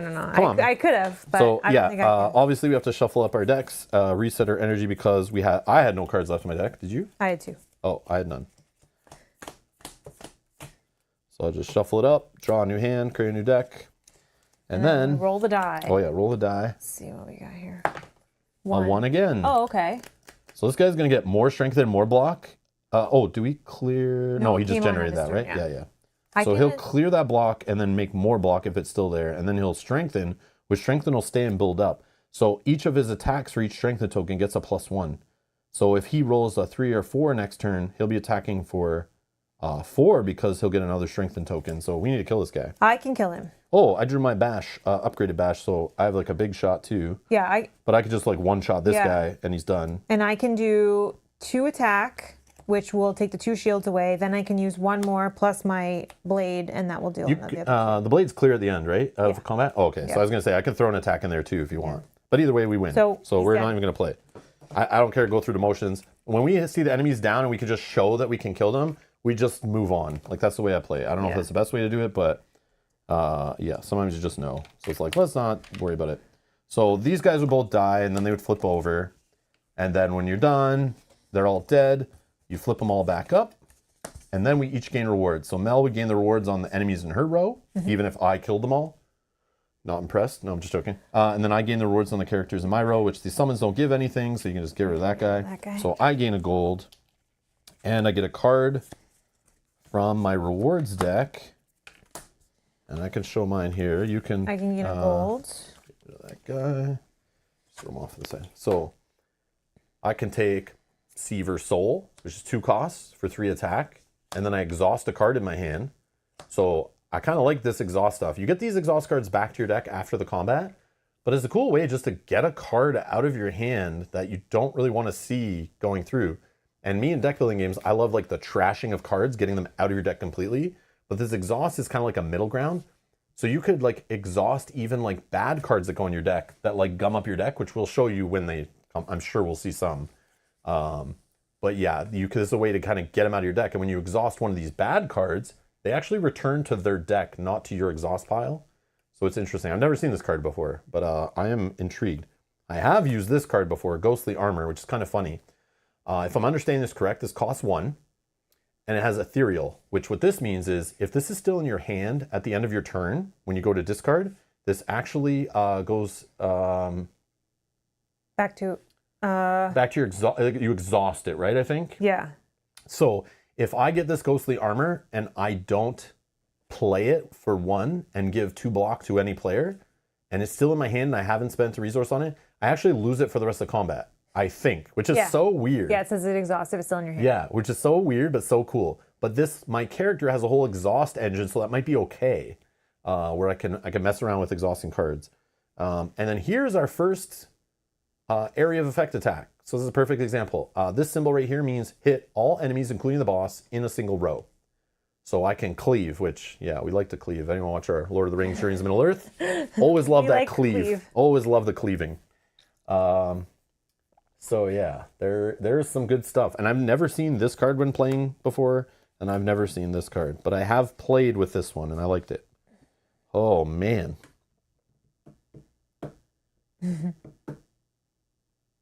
See, cleave is cool for, like, on the way to a boss so far, but on a boss fight, it's not always the greatest, I guess, unless they summon a bunch of stuff.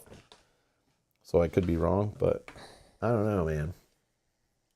I'll tell you my dilemma here on my cards that I have is I want every single one of them. Like, I wish I could pay to get more. Yeah, because this one gives me a shiv at the start of my turn. Oh, it's a power. It's a power. Always going, yeah.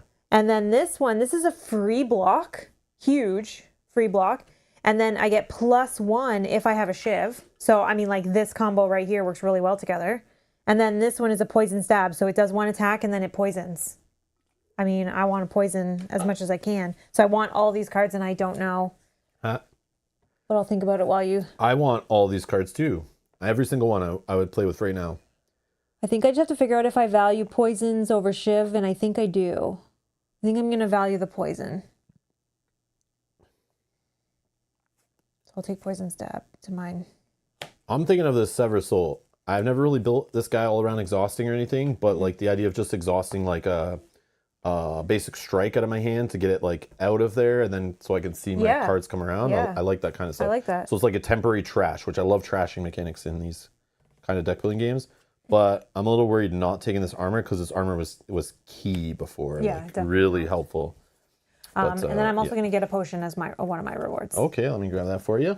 And again, we can trade this. So the potion you got is block potion. So it's a one-time, 2 block to any player, and you discard it. Okay, so I'll keep it save for it for the best time.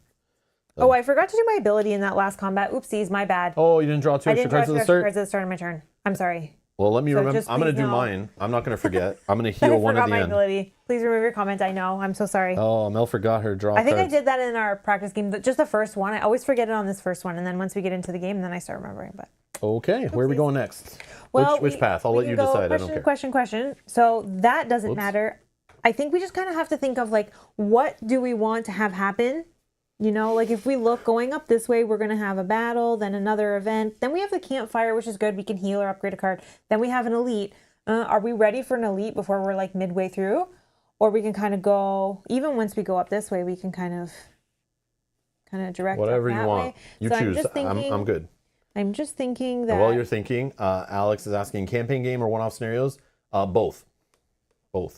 You can play one-off acts. You can pick an act and set yourself up for that act and level yourself up. There's rules in the game for that. Just play a single act, get as far as you can, die. Or you can play it over multiple sessions, or you can play one long session, trying to go through Act 1, Act 2, Act 3, and eventually Act 4. And there's a cool... I was going to show it later in the rulebook.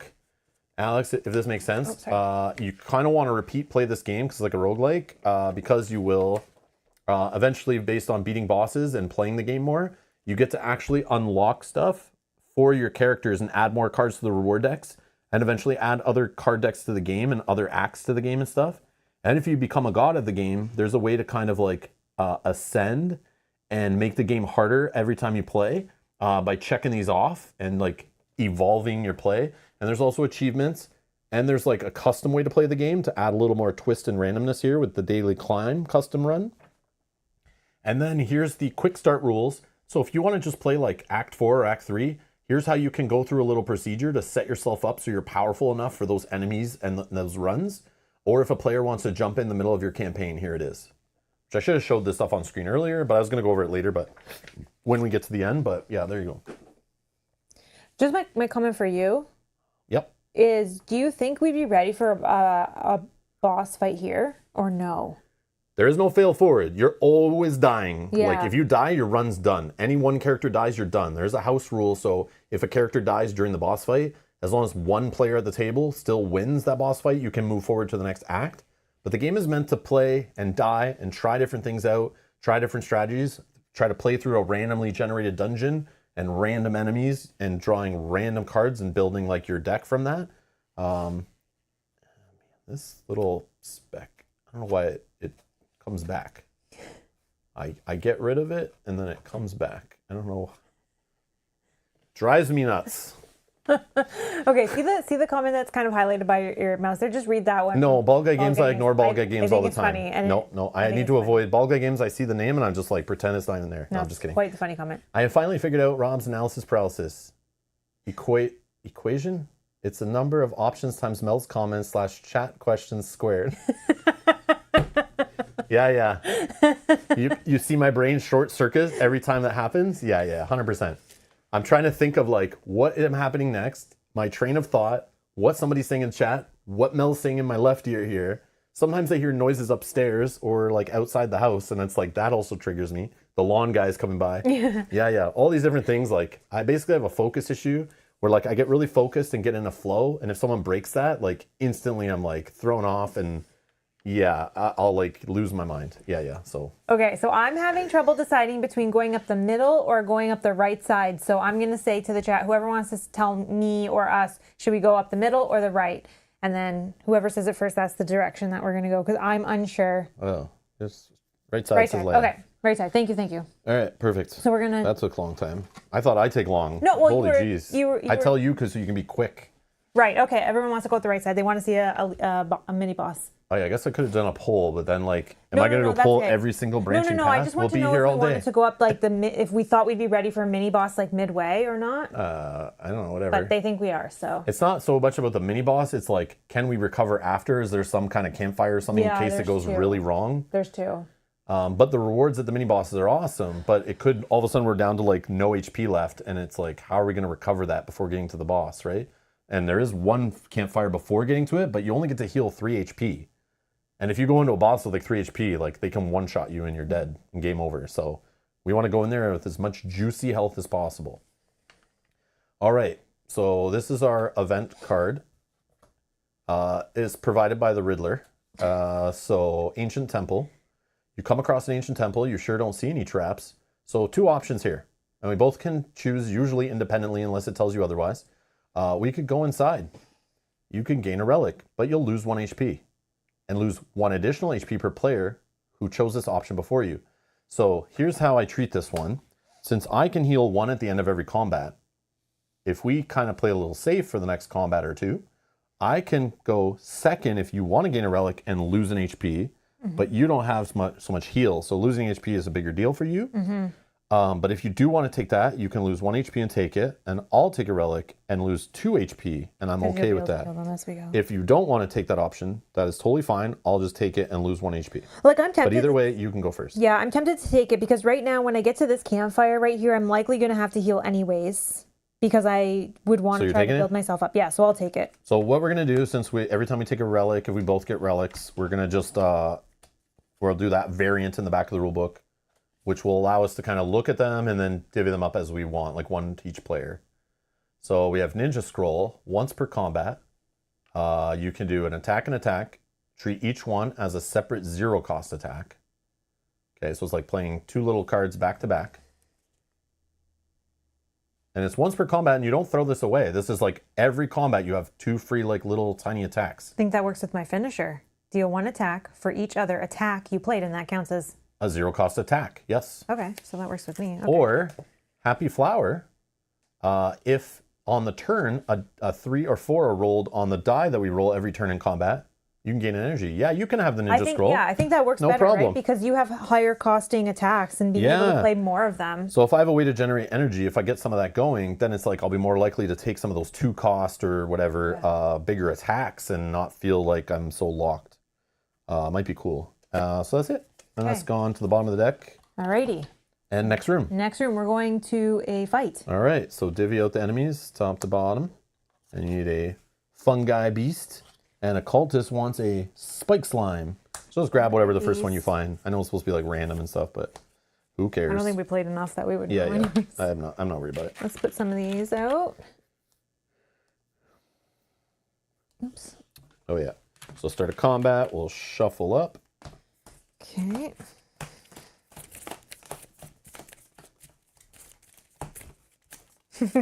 Now you're gonna never roll a 3 or 4. That I mean that. Yeah, 100%. But hopefully we get relics that I have ones that also get me stuff on other results would be fun. Then it's like no matter what die gets rolled, I get something cool. That could be a thing. There's no limit on the amount of relics you have, but you're only allowed up to 3 potions per player. If you get any new potions, you're allowed to like discard any one or trade them or whatever outside of combat, but some of them allow you to do abilities outside of combat. So you could fire off the ability first and then get rid of it. If it has such a thing. All right. All right. Do you want to roll the die? Yep. Let's see what's happening. 4. 4. There you go. He got it already. Gain energy, so I'm at 4 energy for the turn. Alrighty. Well, I did get that finisher. So what are they doing? So this guy, he's going to attack everyone. Whoops. He's going to attack everyone for 1, and he's going to strengthen. And he's going to attack 2. So I'm getting on my line, getting attacked for 2, and you're getting 1 from my line. You're getting hit for 3, right? 1, 2, 3. Oh yeah, 3, 3, 3. And then I'm getting for 1, 2, 3, and then vulnerable. All right, so and this guy will act last. So we're both getting hit for 3. But I could 1, 2, 3.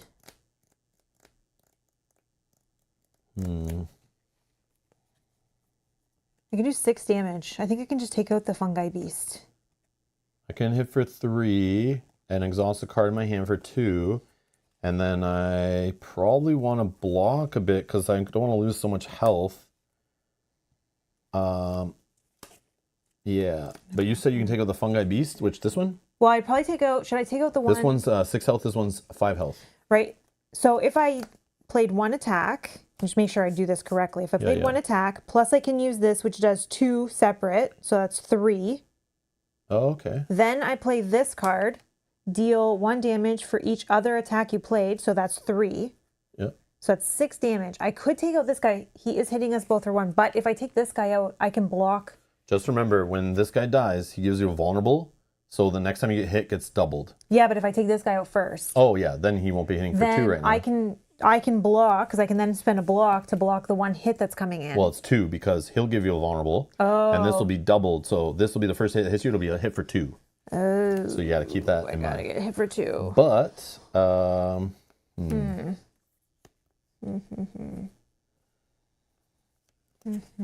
yeah. Or... Like, we kind of want to leave these guys till, like, later because, yeah. Can you block a whole bunch right now? I don't know if that's the right play. Because these guys all strengthen, so they just get worse. Yeah.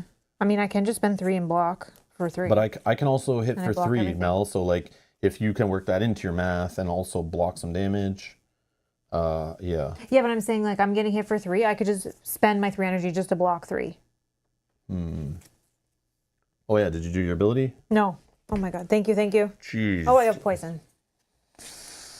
Okay. It's just poison 1 enemy, though? Yeah.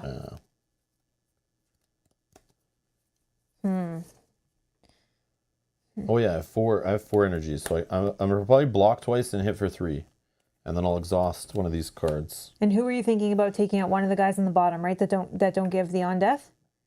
Well, this guy's only hitting for 1 right now. This guy's hitting for 1, but getting worse.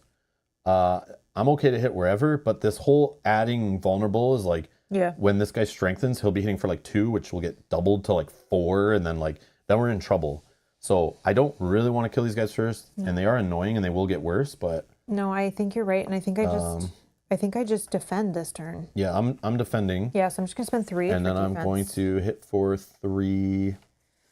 Lose all those cards. Oh, yeah, this guy's gonna do a vulnerable on me too. Yeah, I'm just gonna go 1, 2, 3, and then exhaust this card from my hand, and then the other 2 I'm gonna play 2 block.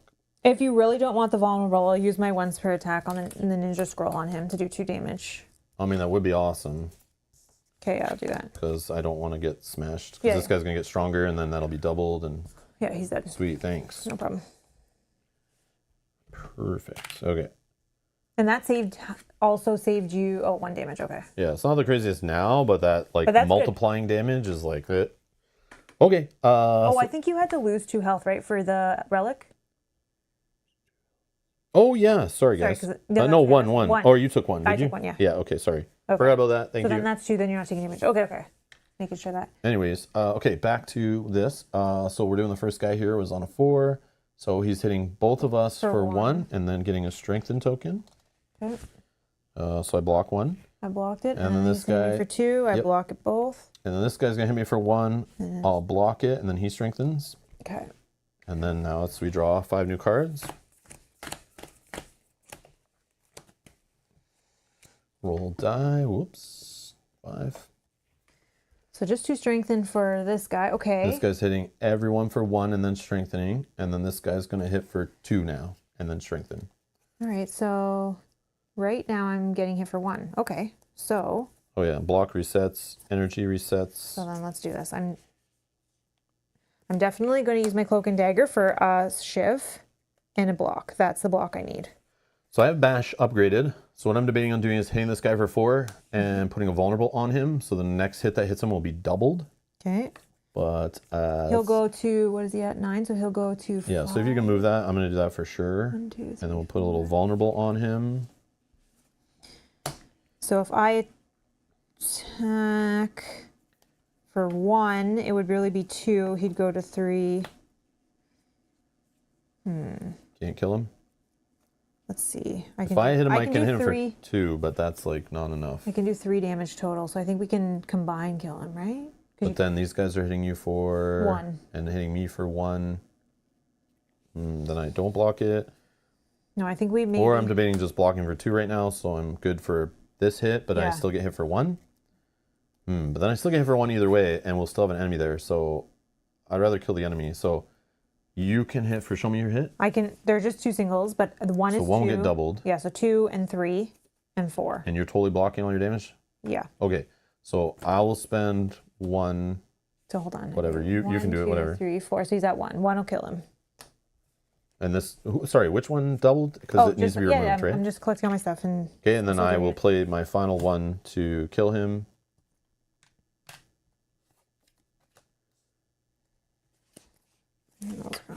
And then that's all I can do. Okay. So that's done. So this guy on a 5, he's gaining 2 more strengthens. Oh, God. Yeah, we need to. Yep.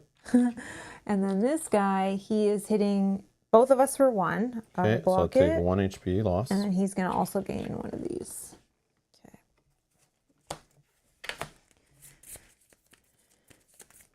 Oh, I'm not even showing. I'm zoomed in too much. But I wasn't looking up. I'm so sorry. My bad, my bad. Rob played 2 defense, but only needed 1. I think, wasn't it? Not I needed 2. But the problem is that card is 1 cost. It's the same as the cost of a starter card. So playing it for 2 block or playing a card for 1 block that costs the exact same. I'd rather play the 2, which also allows me to draw a card. Which, yes, I might not be able to play the card I draw, but if it's a crappy card, I just get through my deck faster and get back to the good stuff I played already. So that's the logic behind that, if that makes sense. Alrighty. All right, so roll a die. Boom. 3.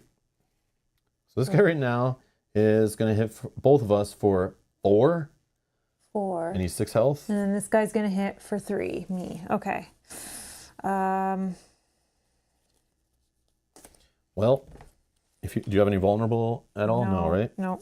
So reset to 3. I can spend 2 and do 3 on this guy. 1, 2, 3. And then I get to exhaust the card in my hand, which I guess. Did you get extra energy? You get extra energy from the 3 as well. Oh, nice. Okay, that changes everything. Yeah. I totally missed that. And so I can do 2 things. So what is happening? I can attack for 2 more. I don't know if that gets us anything, but that's all I got for you. I can attack for 1, and that will take him out. Okay. Because if we take him out, then we don't need to worry about him hitting you, so you don't need your blocks. But hold on. So then this guy's hitting. He's hitting for 3. For 3, but only on you. Do you have block? I can block 2. Okay. Or, yeah, I can block 2. But you have no way probably to kill him, right? On death, this guy, this is good. Let's go backwards. You kill him, because then you won't get on death won't matter for you. Correct. Okay. So I attack first for 1. Yep. Oh, I didn't even spend my energy. So he loses 1. Yep. Or no, he was at 6. So you lose 1. No, you attack for 4. You want that to happen? Yeah, that's fine. That's fine. I attack for 3, Or 3, right? whatever it was. So 1, 2, 3. Okay. Then I attack for 1. Yeah. That's my attack. Now you can kill him. So now I spend 1 He goes to to 1. attack. And then I spend 1 more Yeah. to attack. He's dead, but then I get vulnerable. Yeah, which won't matter because they're not attacking. Won't matter this round. Hopefully it doesn't matter next round. We'll see. No. And then I'm done. Okay. Then You need to block. I will spend 1 to gain a shiv and a block. Wonder what all this noise was. Bald Guy Games, thank you so much for gifting 5 memberships to the channel. Thank you so much for your generosity. So much. Thank you. That means a lot. Thank you so much. Then I can spend 1 more to gain 1 more defense. And those don't matter. Let's save that. No, it doesn't matter. Okay, I'm done. Okay. So he's going to attack for 3. Yep. I block 2, I take 1. Going to 6. Okay. Next round. Yeah. Reset energy, reset block. Okay. Okay. Roll die. 2. 2. So he's attacking for 3. Nope, he's Okay. always just strengthening twice. Okay, so that's But fine. can we do 5 damage to him? I can Oh, do... I can do 4. And I can do 1 in poison. Oh, so I yeah, can do 5. Yeah, Yeah. he's dead. Okay, Okay. perfect. that was a close one. Yeah, I was worried we're losing way too much health there. Yeah. And you guys think we're ready for a mini boss. That's cute. That's so cute. So these guys are just summons, whatever. Yep. So I gain a gold here and a potion. So the potion I got is this one, but the potion you got is this. We can trade them, so if either one looks better to you, you can have it, whatever. I'm tempted for me to take the ghost in the jar Sure. as backup Done. in case, because There I you go. can't heal as easy. Yep. So in case like you're about to take like 6 hits, you can be Yeah. like, I'm only going to lose 1 HP. Yeah. Or the most I can lose is 1. And this can put a vulnerable, which is nice. If we have a big enemy, I can slap this on an enemy and then smack them for one of my big hits. Like a 4 damage gets multiplied to 8. So that would be sick. And if you have strengthen, oh my So god. save that for the boss fight, I think. Sorry, we'll see. I get 1 gold, so as well. And then I get to upgrade a card. Or I mean, I get to get a card.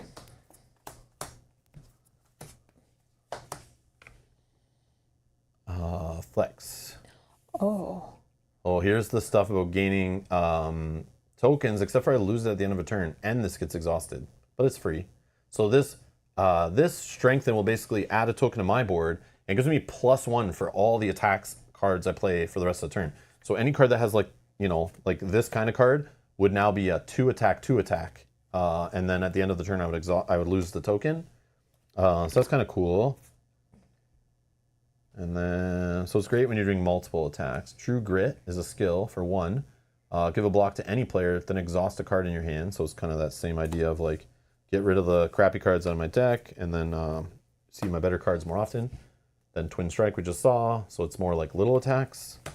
I don't know. These are all kind of meh, but in my opinion, for what I'm trying to do. But a free card giving me +1 on all the attacks I'm going to do that turn. Not the worst. Yeah, I don't think that. Oh, you want to see the upgraded flex? You want me to double flex? There's flex plus.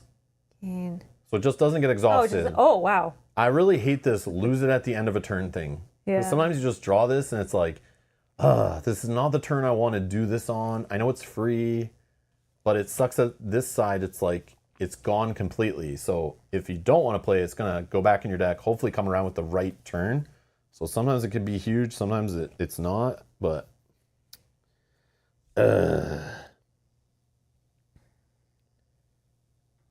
You know what? I think I'm going with the True Grit, maybe? No, I don't know. What's the upgrade on this one eventually? 2 to any player, exhaust a card in your hand. Was it free though? Oh, it's No, 1 it versus still 2. costs Okay, 1. okay. Thoughts?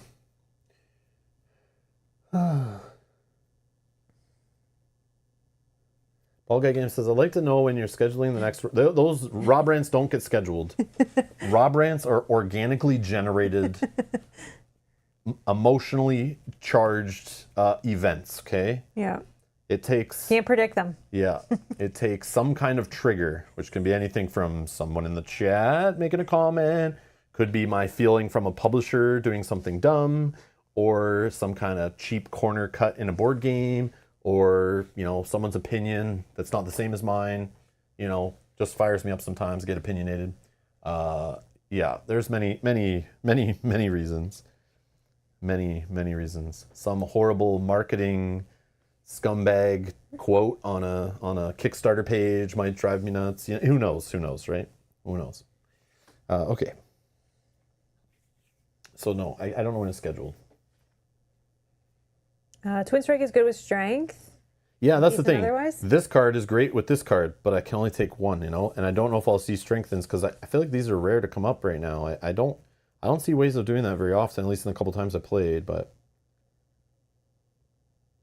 I will take this. I will take this flex. It's free. I don't know. Ugh. And I'm going to take this. This is exciting. I have not seen this card yet. It's deal 1 damage for each skill in my hand. So hopefully that lines up, especially in round 1 where I get the extra 2 cards. So I'm taking this one. Cool. So these guys go to the bottom of the deck. Yep. And then we're moving on to whichever way we're going here. We're going to go up this way to the campfire, I think. Okay. So draw an event card. And we found the Wheel of Change. It's time to spin the wheel. Are you ready? Of course you are. Roll the die. Each player rolls separately. Okay. This is easy. I'll roll. I rolled 1, so I'll heal to full HP. Oh yeah, I forgot to heal after the combat. I want that so bad. So done. Go ahead, roll. Oh my god. You can pull the tray closer if you need. 5. Gain 4 gold. 4 gold. All right, there you go. Not what done. I wanted, but Easy peasy. Moving on. We're at the campfire. You can rest or smith. Smith is just upgrade any card in your deck. I'm resting. Where I'll heal 3. 1, 2, 3. Back to full. I don't need to rest because I'm full health. Yeah, Raw. I know I forgot to do my end of combat. I usually remember at the start of the next combat if I forgot because I'll look down and be like, oh my god, I've already lost a health. Nope, let's sit it up. But yeah, so this is the end of combat. I heal for 1 HP on my board here, but I always forget. Just like Mel forgets to draw 2 cards at the start of combat. Not the most obvious ability here. But yeah, so I like to upgrade cards. Like, I always like my deck getting better in a deck building game. If it's not, then what the hell am I doing playing this deck building game? But I kind of want to flip flex. That's what Aquafina is saying. Upgrade that flex. Yeah, I'm kind of like the idea that it exhausts. Like, I want to be able to like play it and play it and play it, and it just keeps coming back for free. For free? Yes, exactly. But I was like, let me just look at it because maybe there's something else like that, maybe. But that's the one that's screaming out to me. I mean, this Sever Soul, what's it do on the other side? Oh, 4 attack, and then exhaust 1 or 2 cards in your hand. Oh man, that is okay. We'll work towards that hopefully. I mean, there's another campfire coming, but yeah, we got a couple boss fights in the middle. All right, so now we're going to the boss, a mini boss. Yeah, but we should be good. Okay, shuffle it up and give me one. Yeah, Edward wanted flex as well. Yeah, I think it's cool. It's our mini boss that we're fighting. So it's a Lagavulin. Okay, it could get us 2 gold, a relic, and this we both get the rewards on this when we defeat it. It actually starts at 44 health because of 2 players, which will require us to use this special health token dual layer cardboard thingy. 44 health. And here, finally, we get to see the cube sliding thing. So on the first turn of the game, it starts sleeping. Then you slide the cube down each turn, and eventually it'll cycle back up, but only cycle backs up to the top red one and keeps going through the reds over and over again. It never go back up to grays. Wow. And it'll go in the bottom row here, but we both deal with it. There's no summons or anything. So there's it attacks for 4, both of us. It's sleeping right now, so let's beat the crap out of it while it's asleep, and then get some blocks ready, hopefully. So this one's all about blocking, and then eventually it will try to weaken us and then strengthen. So it has like a 2 turns of annoying attack, then takes a turn off, but then its attacks get worse. Wow. And it keeps cycling. So this is all just blindly damaging, but like getting ready to block after that. Yo, it's time to flex on that mini boss, yeah. Yeah. Do you want to zoom out, sorry? Yep. Okay, Did you draw your extra cards? I have my 5 and then my 2. Yes. Beautiful. So I'm not forgetting this time. Of course, on my opening hand, I drew a lot of block and none of my big attack cards when he's sleeping. That sucks. So maybe I can play. Oh yeah, I got to roll the die. Maybe I'll get some extra energy. A 3. Nice. Yep. I'm at 4. Nice. Okay, so this did work. So deal 1 damage for each skill in my hand. I have 1, 2, 3. So that card's going to deal 3 damage. I can also poison him. Early poison, not a bad thing. But how much energy can I spend? I'm just going to start by playing this to draw a card for 1 and blocking 2, even though he's not hitting us, because I have a crap hand. So I will draw. Oh, I just drew another strike. That's it. That sucks. And then I'm just going to spend my other 3 for 3 attacks. 1, 2, 3. That's it. All right, I'm going to start with a poison stab for 1, which is going to deal 1 damage and poison. So he's going to lose 1 health for each poison at the end of our turn. This is exhausted, so this is going to go over here. I can only do that once, though. Yeah. Then I'm going to spend 1. Deal 1 damage for each skill in my hand, which I said I have 1, 2, 3. So that is 1, 2, 3. He's at 37. And then I can do 1 more. No, Mark, no. Do 1 more. There's nothing to flex. So I don't need that right now. Let's do just a basic strike for 1. We'll go to 36.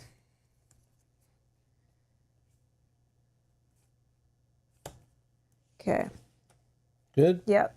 At the end of our turn, he'll lose 1 for poison, going to 35. Yep. And then we know he's sleeping, and now he's going to wake up next turn, slide the cube down, back to us. 2, 3, 4, 5. Roll the die. It's a 1.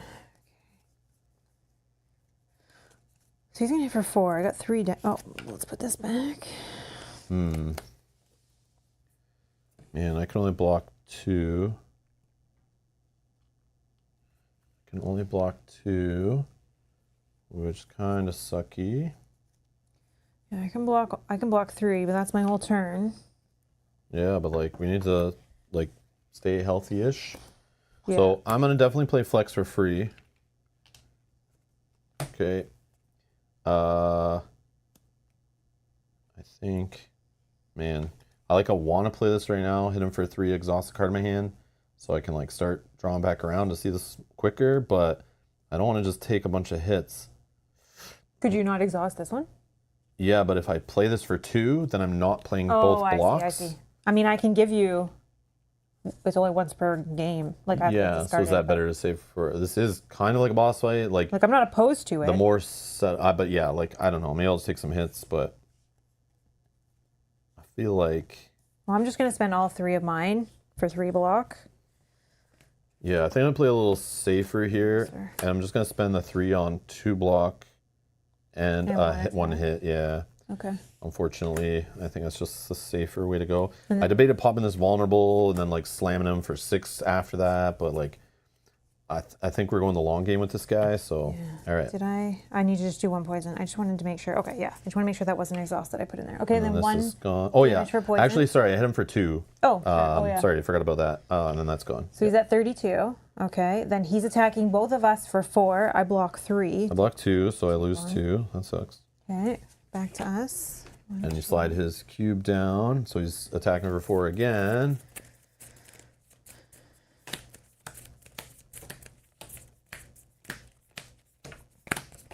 Use the vulnerable potion if you're going for the Sever Soul with Strengthen, then it's 8 hit attack. Yeah, which I debated doing. Oh yeah, it would have been Strengthen. I forgot I had the Strengthen token. This could have been 8, but I want to save it. I'd rather just save some health for now, because it's not like that hit would kill him like right now and not guaranteed to kill him any turn shorter, but maybe it would have, but I don't know. I think in the long run it would have been a better play, because even exhausting card means I'm going to see that card back faster. Okay. Oh, man. All right. So this is another one where we need to defend. Yeah. But I am going to, I'm going to spend, reset. I'm spending 2. Actually, maybe first I'm going to spend 1, because I'm going to do this 2 block, because we're about to get hit, and then draw a card. Perfect. I drew my flex. I'm definitely playing that because it's free, no matter what you're doing. And I'll lose that at the end of turn. And then I can hit him for 5.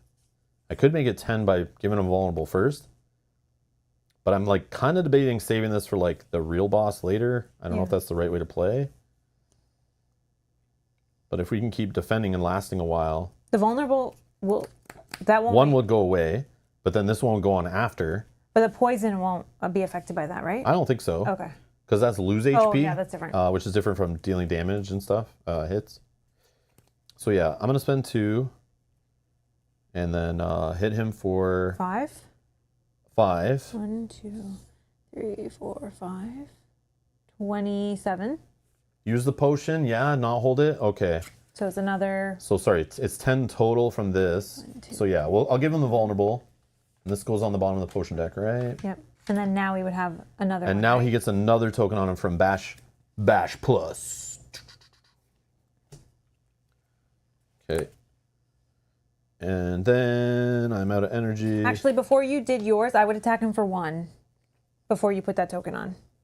Oh, okay, I see. Yeah, 'cause because we can choose the order. Yeah. Yeah, because you don't want to waste that on a little 1 attack, right? Yeah. And then I have just 2 block. 1, 2. I'm debating popping this. 1, 2. So I block it all. I'm going to use that up. I think that's better. Okay. Okay. So he takes a poison. Yep. So he's down to 20. Yeah. Okay. And then he attacks us both for 4. I can only block 2, so I'm block losing all 2 more of it. health. I'm down to 6. Then you slide the cube down. And then we draw 5 new cards. We reset our power and our energy and our block. And I roll a die. 4. Oh, energy. Beautiful, beautiful. Nice.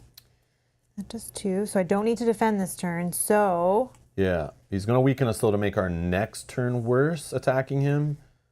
But our next hit is going to be doubled. I'm holding this one where I can attack for 3. So I probably will use that first, right? yeah, because like this can only do. Okay, so I'm spending 2 Shoot. to hit him for 6. It will clear this one of these tokens. So he's down to 14. Mm-hmm. And then I'll exhaust a card in my hand. Let's exhaust. Oh, I keep forgetting to do that. I'm going to exhaust a strike. I think. Down to 14. Okay, so then I can spend this. Actually, for 1. no, I'm going to exhaust a defend. And then I'll just play 2 strikes unless no, that makes nope, a difference nope, you to go something ahead. you're doing. Nope. And Let's see what so 1, 2, down to. So I spend 1 for that. It does 2 damage. I have 2 skill cards in my hand. 1, 2. And then I will spend. He's down to 10 health. Smell the blood in the water. I can spend 1, 2 for 2 more. See, we do have 1 more turn to go at him, right? And then Before he does I'll- anything. Yeah, then I'll use this as well for 2 more. Okay. 1, 2. Okay, and a turn poison, right? Yep. So he's down to 5. Yep. And then reset, slide the cube back up to the top red. So he's. Oh, did we do his? Oh, not yet. So we both get 2 swords on our board, and he gets strengthened. So he's actually hitting for 5 next. And our next hit's going to be reduced by 1, then the hit after that, which is annoying. So hopefully we can get 5 damage on him here. You don't FOMO potions? Okay. Okay. I don't FOMO them if I have a couple already, because I know you can only hold 3. But sometimes I like to go on the boss with some potions and just like go all out on the boss, who sometimes can have like a big amount of health, like a really big amount of health. But yeah, I can see that. So I can attack for technically only 1 because I have 2 attacks. They'll get lost by those. Oh, so I have can my attack for 1. bash. Do you have things you can do before that to get rid of? Oh, I think we might have it then. So if I let me go first and we'll see what he's at. These 2 are lost by that. And then 1. Why would you go first? I'm going to put a vulnerable on him. Oh, So that would true. be better, right? So if I go, I would spend 2. Oh yeah, did we roll? no. I don't think I rolled. Oh, yes. 4. Okay, so anyways, I'm at 4. So if I spend 2, I hit him for 3 because it's reduced by 1. 1, 2, 3. And then I'll put a vulnerable on him. So the next attack, he gets his card gets doubled. Okay, Okay. so then these 2 I'll spend 1, 2. They just get lost. They whiff because of those. And then I can spend 1. Does it though? Because it's vulnerable. Oh, so that's what I was So saying. they That cancel each other out. I should use those first. then I clear a token. Right? That's why I wanted to use them first. Because then they do nothing? Yeah, that's fine. But then now this one will do 2 instead of 1 just doing 1. I guess it works out to the same mathematically. But right? All right, so then I just do 2. 1. Well, no, the first one you hit gets multiplied. So let's do it at one at a time. Play one card, right? And this gets reduced, but it also gets doubled. So this will go away, and one of your little swords go away, right? Mm-hmm. So that card hits for 1. Mm-hmm.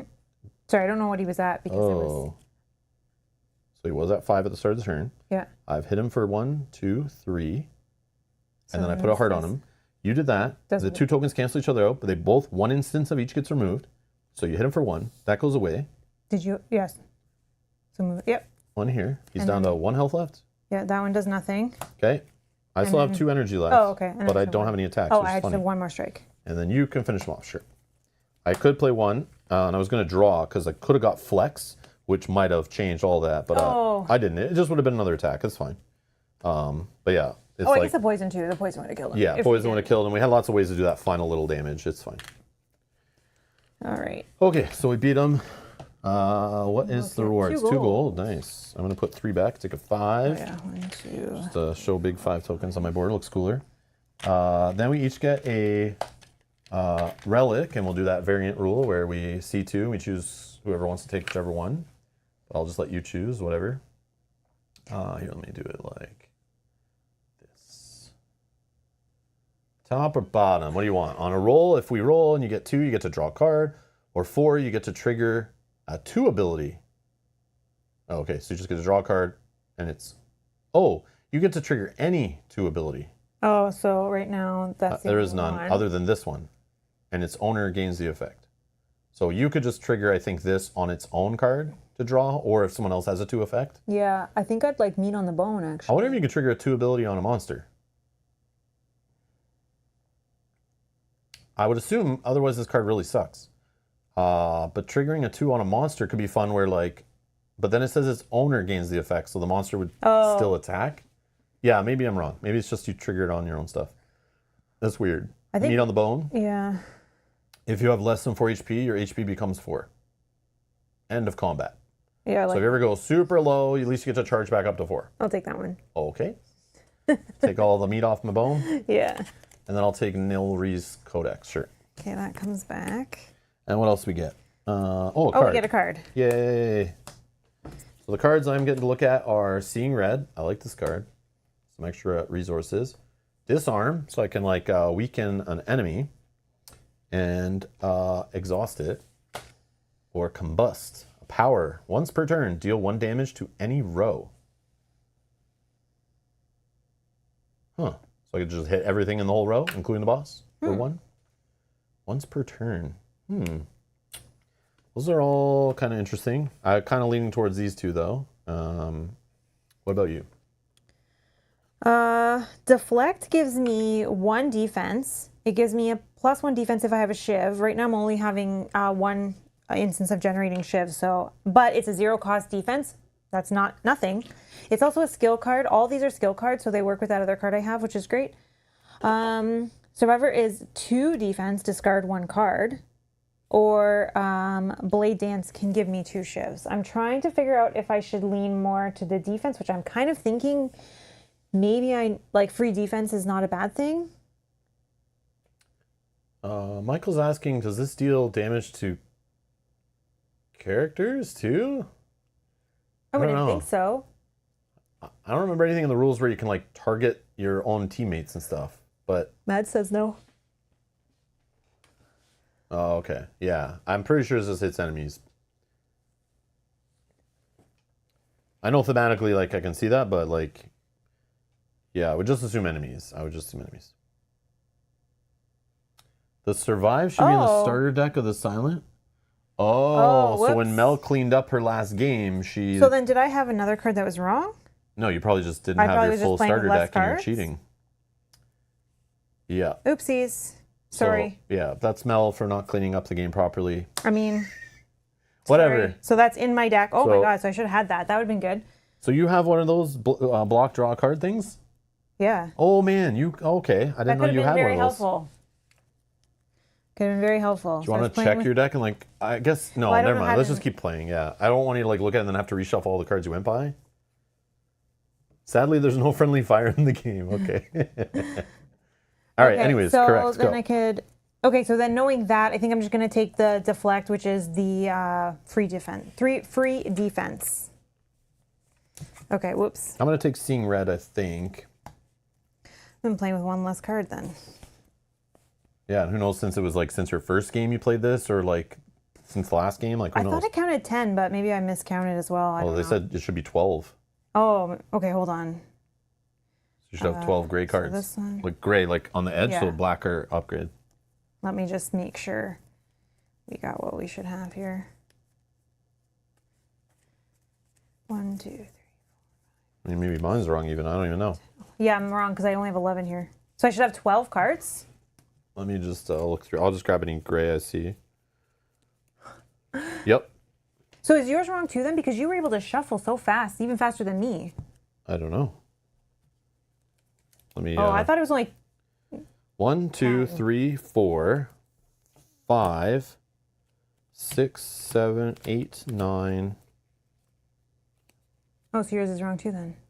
Yeah, interesting. That's crazy that we both had Hold the on. exact same amount. Let me of- check, because not every character is the same. Oh, yours is 11. I don't have any gray in here, unless I. Oh, I think he says. Hold on, hold on, hold on, hold on. What was the other card you just? It's very obvious. You can just look for like gray, ugly bordered Oh, cards. that would have been a good card too. Oh, okay. Yeah, hold on. Oh, I flipped the bash. Sorry, that's a gray also, I think, right? Yeah, this is the problem. Once you upgrade, it's like, Oh, the ironclad has 10. You were right on yours then. yeah, so gray, 1, 2, 3, 4, 5, 6, 7, 8, 9, 10. Yeah, okay. Yogi says Sea Cheater, but I think I was playing on a disadvantage because the 2 cards that were not in my deck were very good. No, but then the good cards come around more often and you're cycling them faster, which improves the power of your deck, in my opinion. Yeah, but I would have liked to have the cards I didn't have.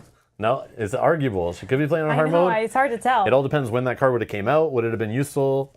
Did it make the other cards better? But yeah, that sucks. You definitely wouldn't have probably just- lost as much health. Maybe not, I don't But know. yeah, anyways. At least it's Okay. a card that replaces itself when you draw it too, so you shouldn't feel too much of a difference. Okay. Okay, I'm going to take Seeing Red. And I'm going to get rid of these. Oh, and Ross is heal 1 HP. Rob.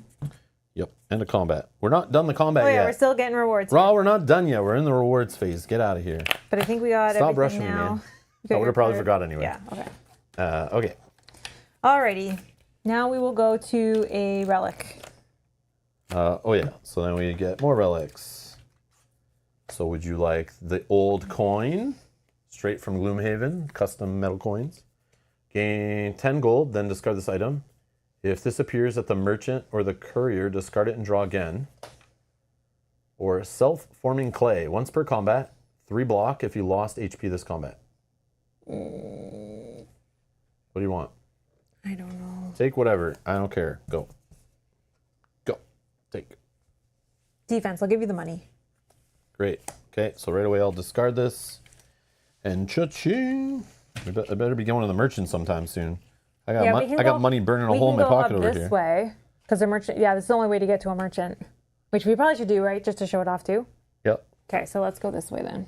Yeah. Because if we die, like we're not going to see this game ever again. So on the Yeah. stream, so then people won't get to see everything in the game. All right, so I need to Because summon. we're here just to show the game off. We don't care if we win, right? Wink, wink. No, we do. I do. I know, I do too. I want to win. I want to win. And Okay, space I'm just going to on me. shuffle, start a combat. Oh, that only happens if we get that far. Okay. Yeah, because I want to remove a card from my deck at the merchant, buy a new card, maybe get a powerful relic or a cool potion, get set up for the boss. I guess that now I'm thinking about when you would maybe want to switch lanes. Maybe it's that where maybe you're able to block more, so you see a situation where it's like, oh, I can block the enemies. But you can't switch until after combat. No, but if I look at this and it's like, okay, this looks like it has more attack incoming just in general. So can't you just switch now? No, No. Oh, okay. I think it's after combat. Oh, so then I don't know then. Okay. But yeah.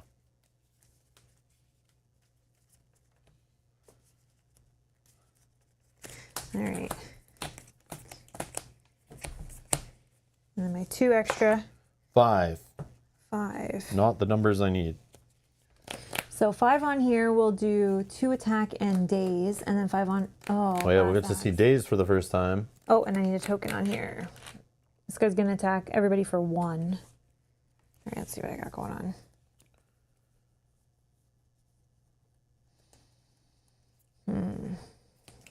Everybody for 1. Okay, so and you're right now getting hit for 1, 2, 3, 4, and vulnerable. If we don't kill some stuff up there. Okay, well. So I think most important is killing maybe this guy or this guy because they have the vulnerable will get crazy. I can work around the days. This guy's a 5, so I have access to. I mean, if we're desperate, I could spend this for 1 and get 1 more. I get 2 resources back, so I'll have 4 on the turn, but really I only have 3. Wait, I can't spend 1, then I gain 2. 1. So you'd go to 4. Gain 2. I mean, that's. Sure, and exhaust it. And then I technically could play both of these if we're just going crazy offense. Because right now I'm only getting hit for 1, but I don't really want to lose that 1. Mm-hmm.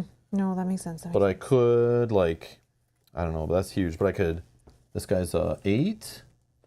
I could hit him for 4, then put the vulnerable, and then hit him for 6. And this guy's gone. I don't have to worry about anything. But then you're in trouble. He will also summon if it gets down to the bottom there. No, Summon I mean, an acid see. slime at the start of the next round. Oh, okay. Oh yeah, he hits for 4 on the next turn. Holy crap. So I could just smoke this guy and he's out of play, but then I'm worried about you. So I don't need to play blocks then if I'm going crazy offense. But then, do you have enough block and or an attack to get rid of some stuff here? Well, no, because I can't do both, but...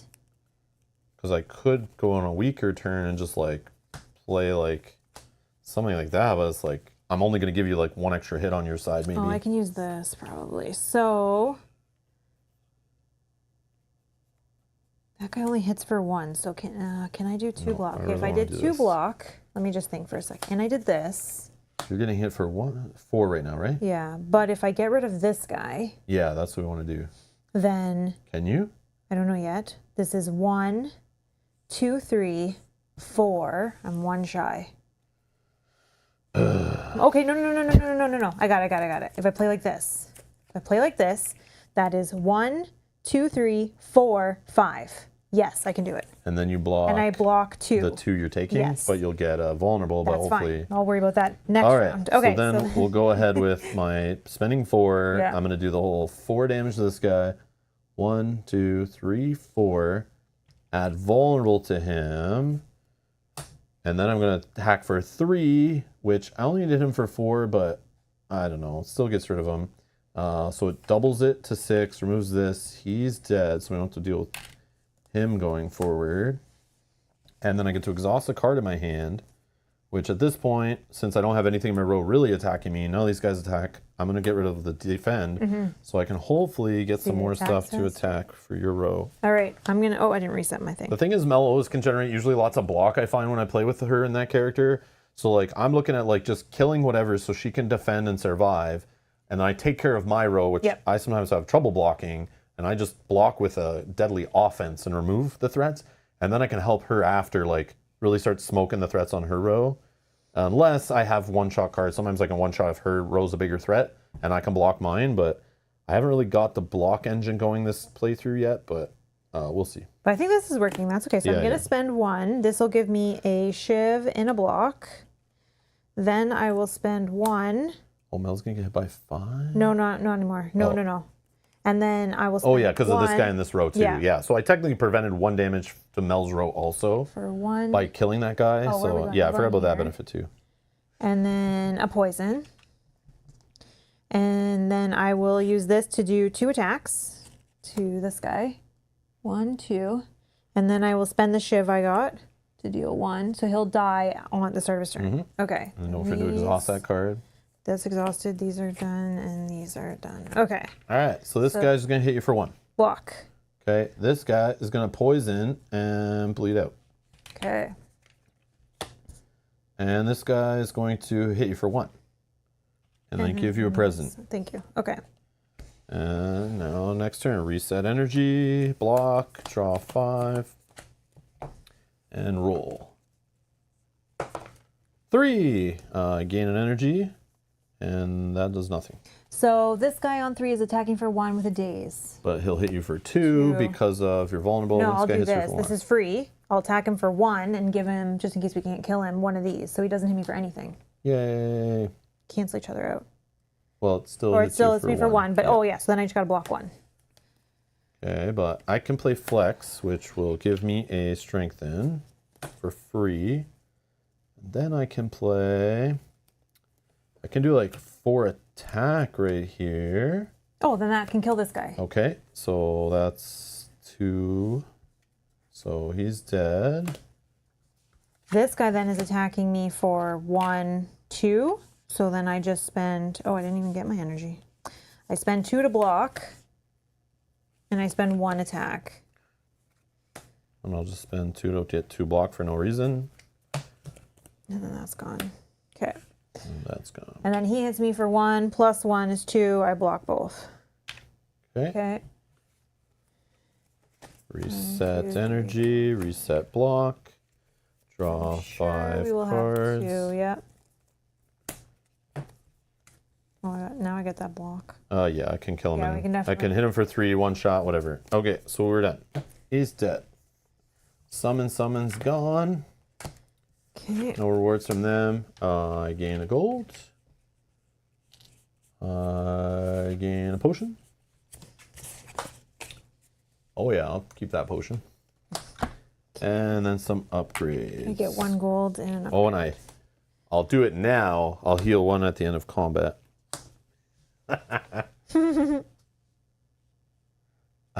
You actually remove the tokens. It's important because vulnerable doubles an attack, but weaken takes -1 damage.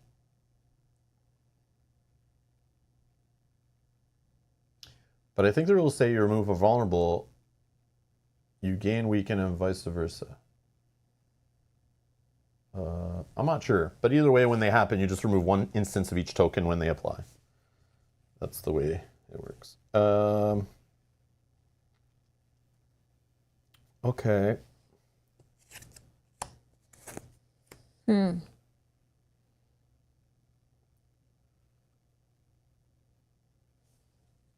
This is a weird one. So it's a skill. I thought it was a power. I'm like, oh, cool, a power, and then based on something on the die face, it'll give a strengthen, but no. So I basically, if I have this in my hand, it lines up when the die is on a 1, 2, or 3. I could spend 1 to give a strengthen to any player. So like, I don't know how often that's gonna hit. I guess half the time, roughly. I mean, that's not nothing because Yeah, it's cool. they stay. Then. Oh, you got another flex? Yeah, because flex is common and there's 2 of them in the deck. I just found another flex, but it's not as good because it's not flex plus. And then Iron Wave, which I do like these cards that do 2 things together, so it's like more efficient. Spend 1 card, gain some block and some attack. But building up strengthen, I think, is a cool way to go. It's just like so conditional. But Mad says spot weakness is awesome. I'm sure it is. Let me check the back. Maybe I'll be more inclined. Oh, okay. It adds a 4 in the mix. So now it's like, Oh. 66% of the time we're getting a strengthen. We are. Oh, you can't. You can't upgrade at a merchant. You can only remove. Oh, okay. I mean, there is a fireplace right before the boss. Yeah, but I have to get some health for that going. And we have another combat at least based on the paths going on. Yeah, at least 1. So that would heal me 1, assuming we don't lose any health in that fight.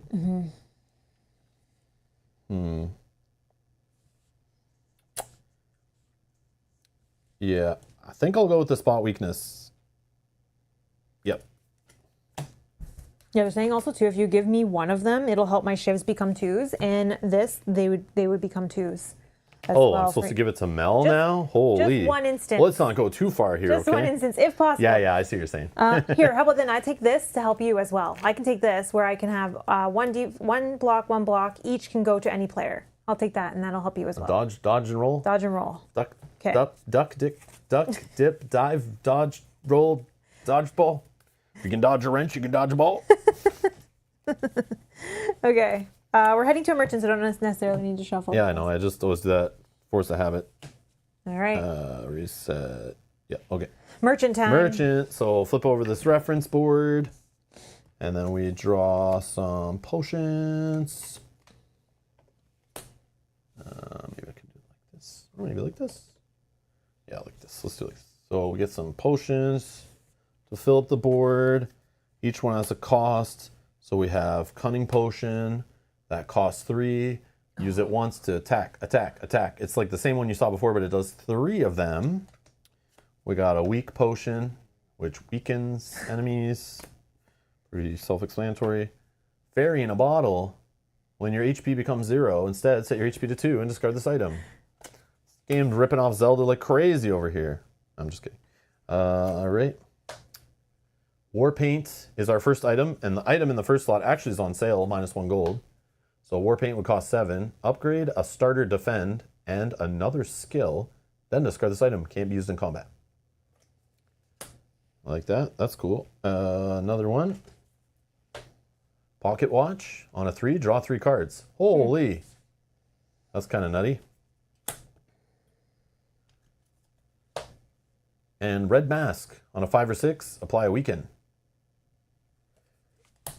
Okay, and there's also the card removal service. Pay 3 gold to remove a card from the game, from your deck, probably one of your weaker starter cards or a curse card, if you had it, once per player. And then we will also reveal cards from our own reward deck that we could buy that costs 2 gold for a gray bannered card, 3 gold for a blue bannered card, uncommon, or 6 for a rare if you got your golden ticket.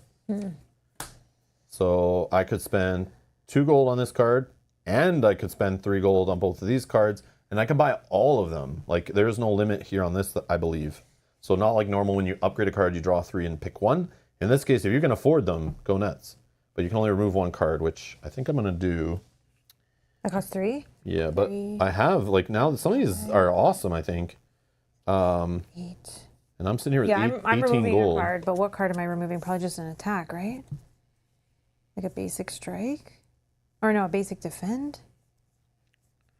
So I'm going to buy War Paint, this item here, because it's on sale. Seems like a good deal for 7.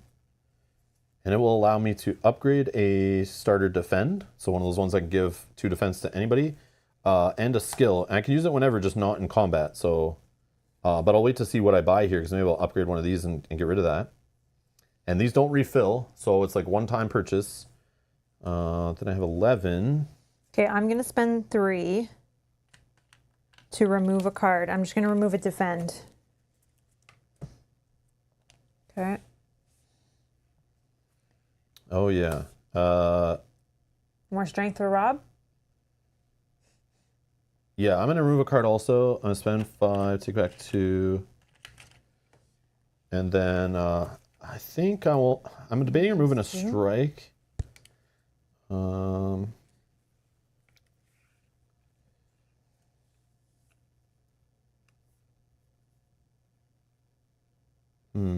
Strike or defend?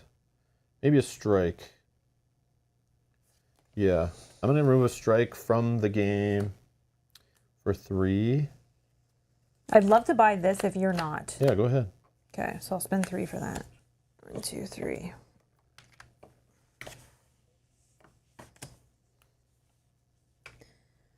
And then I'm going to spend, this cost me, it's a gray border, so it cost me 2. So I'll take back 3 to get Dagger Spray. Check out this. Shockwave for 2. Hitting every enemy in a row, including the boss, to vulnerable, weaken, and then exhaust it. That's cool. If I draw that at the start, that's a great opening turn, maybe. Then there's Rupture, so this can do the whole gaining a strengthen, but I lose an HP when I play it. I'm not a huge fan. But I mean, obviously these cards are really powerful, or this strengthen tokens are really powerful. Otherwise you wouldn't be like losing HP for them and paying 1 for them and a whole card, and it goes back in your deck. Pocket Watch seems strong. Draw 3 cards. Yeah, like it gets you through your deck. I like the drawing cards in this game. I think it's cool, but also the drawing cards. Sometimes you like the restriction on energy makes it so sometimes you draw as many cards as you want, but like it doesn't mean you're gonna be playing any of those. But it does give you more options, which are great. But the fact is like it's like 1 in 6 chance to happen, and it might happen when like you literally have like 1 card already in your hand that's gonna use up pretty much all your resources anyway. But again, if you have cards, I guess, in your deck that generate resources like I do, maybe drawing into them, if you get lucky, that lets you play other cards. And oh yeah, if you're this is the lucky and you skill get- I'm upgrading, by the way. I'm using yeah. this right now, actually. And if you're lucky and you get the 3 and you get the extra energy from that as well. Yeah, but that's all, maybe. I know you have to like... So I'm going to actually use this relic right now, so I don't forget. It's going to upgrade a defense card, another skill. This is a skill I want to upgrade. I'm going to upgrade Seeing Red, which will actually make it free and give me 2 energy and exhaust. So that's what I'm going to upgrade. And then I'll upgrade a defense card, just so I don't forget. I know I'll forget and leave that item sitting there, but so I'm going to upgrade a defend, and now I can give 2 block to any player for 1. Okay, so that's done. So also just to note, we are close to another merchant if we go in one direction. So I'm going to save my 4. You want to go that way? We can, I don't know. So the only difference is both like the we're choosing either going to oh sorry, you can't see. We'd either be choosing to go to a merchant or an event. It's like whichever one, right? But both have a fight. Oh, maybe the event's better. Both have a campfire. It's just event or merchant. Like which one feels better? Like merchant's kind of random. Yeah. You might not make a choice on it because it's like dangerous. You're right. The event's probably But a merchant, better. if you have no more gold, like a merchant doesn't really do anything. No, in So that case, I would just... but we might get more gold at the next monster fight, but most likely only get like a couple gold. Like it's not we're not enough. getting a ton, right? Oh, I guess I can get rid of these while you're doing that. I have 8 left here. I could literally buy all these cards. Okay, so if we're Or I not- can buy this in case I go down to 0 HP, I would kind of be saved. This is 9, this is 7. I can only buy this one that's like, I don't know, that's kind of cool. But yeah, I'm thinking of maybe...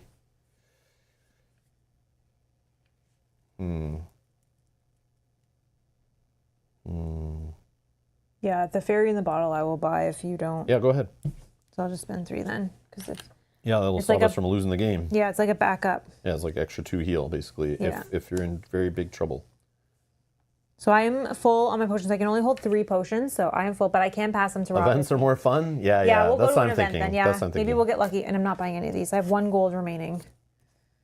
I think... Do you need? I also. Oh, I have 1 more gold if you need. No, I don't.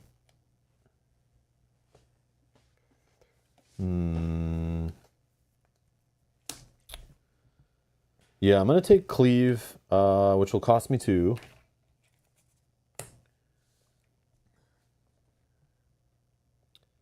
I like the Shockwave, I think is neat.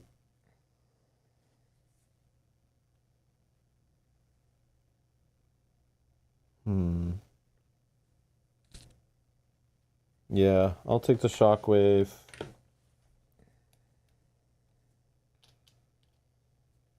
Yep. Like I want this, but yeah, what the hell? Let's go Rupture. Let's do it all. Let's just get messy. I guess with your deck too, with the ability to exhaust cards, Yeah. you get to some of those cards faster. Yeah, but I probably still would do that one as long as I'm defending myself well enough. Yeah. Bye, merchant. Okay, I guess I can like move those off to the side for now. Yeah, yeah. Okay, so we are gonna go up this way. Then we're gonna go to the event. Maybe it's something good. It's the lab. You find some potions. Each player gains a potion. Okay, so let's do the potions. So would you like this potion, Draw 5 which is Snecko oil? Draw 5 cards, but you gain 2 dazes or stuns or whatever. Purity potion. Exhaust up to 3 cards in your hand. That's not terrible for you. I know. I don't mind like just Well, I'll like give tossing you- all the weak I cards. can't hold, so I'll just give you both for now. We can trade them back later. Oh yeah, sure. Yeah. Because we limit 3 per player. But then we can roll a die. Oh. Oh, on a 4 So plus- we can choose. 1 player gains another potion. Okay. Roll the die once for the party. So on a 4, 5, or 6, it's a 2. So Nope. not happening. There you go. Alrighty. Bottom of the deck. And the next is another combat. Fight. All right. Last fight before the boss. I'm going to shuffle Got my some deck. summons here. Summon a green louse. And summon 3 random gremlins if playing solo 2 instead. So I think these are the Yeah, more merchants to remove another card would be cool if I save that 3 gold, which I debated doing, but that mill doesn't really do anything, and it's like kind of a waste, so I'd rather do the event. It sounds more fun. But yeah, that's probably the way I would strongly want to go. But yeah. What, to the merchant or the Yeah, just I would have saved that last gold, not took that card, and then go to the next merchant and just remove another starter card, you know? But I guess, yeah, I guess. But it's then you just do nothing, and then that's fine. Whatever. You got a lot of these little gremlins here. I'm going to cleave. Hopefully I drew it. I reset. I'm at 8 health. Summon 3 Oh, they're all like weenies, but they hit hard. Yeah, summon 3 random gremlins, so those are all 3 random. Oh yeah, there's the random gremlin deck has a little symbol on the back there. You just draw like random ones from it. There's a whole bunch. Oh, I gotta shuffle my deck, sorry. So this cultist, we've seen him before. Comes with his summoned green louse, who we've seen before. Then we have a sneaky gremlin that summons other weird little gremlins like fat gremlin, sneaky gremlin, mad gremlin. Angry, whenever this enemy takes damage from a like a little hit action, it strengthens, so he gets worse. But if you poison him, that's not the same. Okay. But your little shivs are like that, so they will piss him off for sure. So make sure you draw your extra 2. And my extra 2. And I'm gonna roll the die. Whoops. I missed the tray, so I gotta re-roll. It's a 6. Does that do anything? This guy will weaken with a 6. Okay, so he's not actually attacking the first one. You don't care about dice rolls? No, I don't. I need 2 3s or 4s really to get some juicy stuff going. Okay, let's see what we got. All right, so I did get a shockwave. poison. I didn't get the cleave. Get a poison.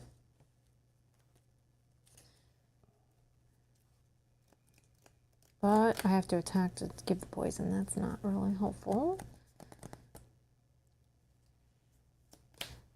So what are you getting hit for right now? 1? 1.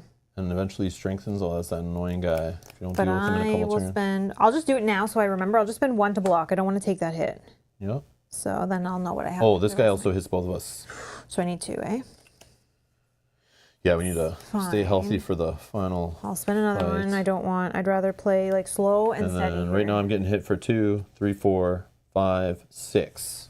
I can get rid of one. I can get rid of this guy.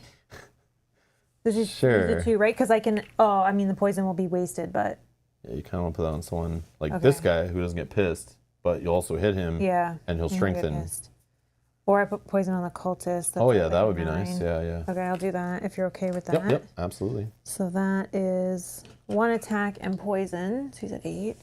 I can hit somebody for 1 and weaken them. Oh, you know what I could have done? I know what I can do. Hold on. Rewind that 1 block I took. I'm going to open here. Maybe this changed what you do. Yeah, no. Go ahead. I could do shockwave and do the whole row down here. All gets a vulnerable. So the next time we hit them, it's doubled. So literally like a 1 attack will kill that, a 1 attack will kill that, a 2 will kill that, and this guy, a 3 would kill him. And then I weaken them all, so their next little hits only do like 1, 1, you get nothing. Yeah, so you don't have to block that's extra. why I took the block back, yeah. And then 1. Okay. And then I exhaust that. And then for 1, I could just block up, so then I take care of the extra 1, 2 that would hit me. And then I just draw a card, does nothing. But I could draw a card first, which I could see some different option. But I don't think it matters. I mean... The only problem I'm giving away this, which I'd love to hit that cultist for 4 and put a weaken on him. So that's like my dilemma there. So yeah. I don't know. But I think if we're playing it safer, this is the play. Yeah. So I'm going to do that then. So you need 1 of these. So a little heart on all these guys on the bottom row and weaken, and that's gone. And then I'll spend 1 to just block 2 and draw a card, which doesn't matter. It's okay, so fine. then in this case, Totally fine. I still have 1 energy. I will... Where is that? Oh, I did that already. Okay. This one, I can take out one of these guys so they don't even hit you at all. I can actually take out both of them. Or you can start working on your guys too. Like they're Yeah, like this guy could attack for 2. This guy eventually will get really worse. Yeah. So like we want it where he's like about to hit you. If you can't block it, we can just smoke him. Oh, I could actually weaken him. Okay, rewind. I don't even need to spend any defense.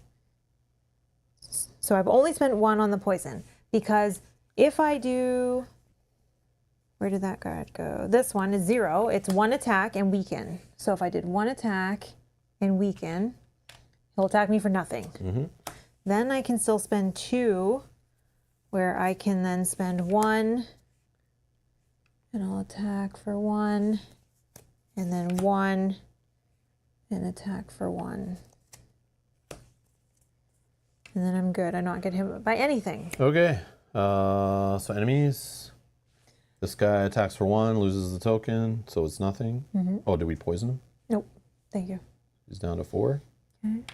Okay, this guy gives me one of those tokens. Oh yeah, he's the first time takes damage. This guy shields up. This guy here wants to attack for 2, but it actually becomes 1. Block. This guy attacks for 2, but becomes 1. I'll block. This guy attacks both of us for 1, but actually becomes nothing. And this guy attacks me for 1, and this becomes nothing. My poison is exhausted. Okay. Okay, back to us. Roll a die. 5. Come on, man. Again. I need a 4. Okay. Or 3. Reset block and reset power. Oh, that works with that. Oh, each skill. Oh, I can do 3 damage to Oh, I got the cleave. Okay, watch this. Okay. Cleave.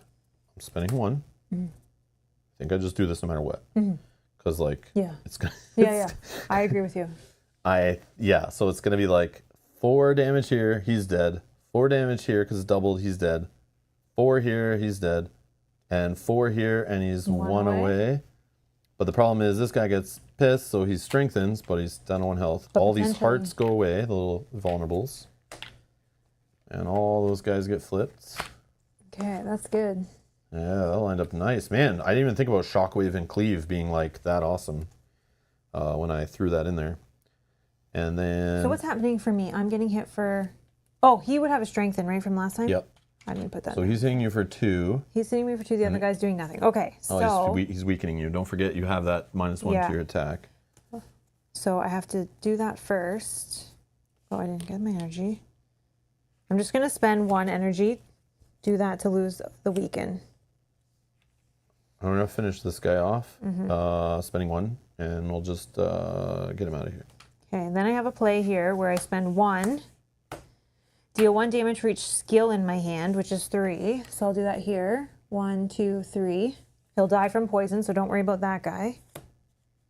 Then it won't matter, but let me spend my last one just for this and a block. Oh, now I have all the Here, block, I'll give you 2 more block.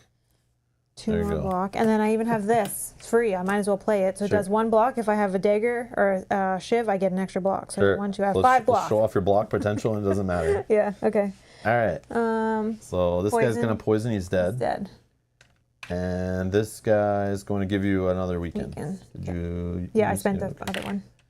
All right. Okay. So can we get 3 damage output here? 4, 5. Although he does shield up the first time he takes damage. Unless we can one-shot him for 3 or more. Did I get a 3 or more? Yeah, I kill him. Okay. So we're just good. For 2, I can kill him. So let's not even roll dice and all that. Okay. Because it doesn't really matter. All right, so these guys are returned to the whatever summon deck for you.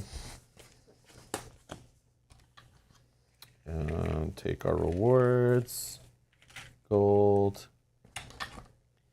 1 gold. Potion. Put a card from your discard pile into your hand. It costs 0 energy this turn. Whoa. Oh, that's so good for you. For some of those bigger, like 4 cost. Yeah. I'll just get rid of Snecko Oil unless you want it over something else you have. 5 cards? No. Okay. Yeah, I don't care about it. Okay. I could have burned a potion in there, but yeah, it's fine. Oh yeah, and I heal 1 at the end of combat. Oh yeah, we got a reward. Draw cards. Oh, backstab is so good. Deal 2 damage plus 2 if the enemy's at full health. So it can deal 4 damage to a full health enemy. It's not bad. And it's free. This is a good opener. Yeah. I mean, it has to be that situation, but usually we have more than one enemy. I mean, Yeah, mind yeah. you, we're going into a boss fight, though. Boss fight's usually single enemy, right? So maybe that's not what I would want right now. I don't know. But deadly poison. Or a free, here's another one where I have an attack. And +1 damage free. if you have a dagger or a shiv. Yeah. I don't know. I But like it's either free. the poison, because you keep adding more poison on tokens. It starts like, Yeah. it's just like builds, and if you can see that card come back around in a combat, that's a second one on the same enemy, you know? Yeah, I'll take the poison. And if we make it through Act 1, remember Act 2, harder enemies, like, you can build that poison engine as you keep getting I don't more have enough cards. shivs, I think, to make the other one useful Oh, okay. yet. But All right. So I have here Feel No Pain, which is a power. So when I play this, it actually sits in play in front of me. Whenever you exhaust a card, 1 block. yeah, So it's part of that exhaust engine. interesting. Flame Barrier for 2. It's a skill. 3 block. Then deal 1 damage to all enemies that intend to attack you for each attack in their next action. That's interesting. Yeah. And then Twin Strike.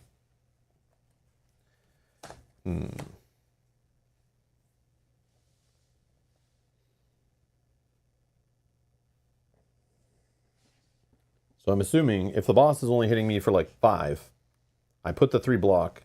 I only hit it back 1, even though he's attacking me for 5 if it's only on 1 Oh, I red see. sword. I think it's for each like red sword on them. So if they had like this, they would get hit back for 2, like Yeah. 1 time each. I see, so it's not as great as I thought. But sometimes bosses hit multiple times, or like we've seen that, but I guess it's good for when, like, that situation that would have happened right there where you had, like, 4 enemies in your row. absolutely. But, I do like it, but Let's get 2 rid of this, you're cost getting is rid- like, Yeah. but again, 3 block is 3 block. yeah. 4 block on the other side. I don't know. And this block is like rando block, Yeah. where like I could see this after I've already exhausted most of my exhaust cards, and then it does nothing. I don't know.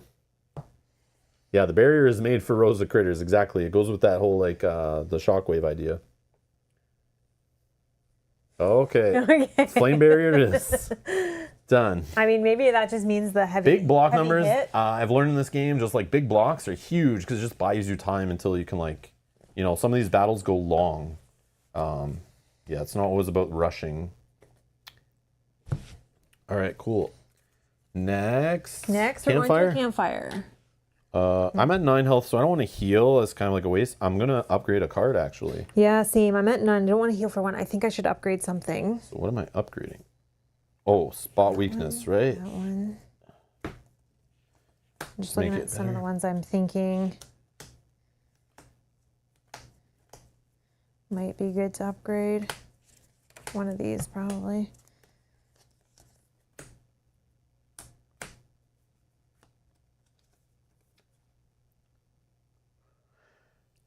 So it says 2.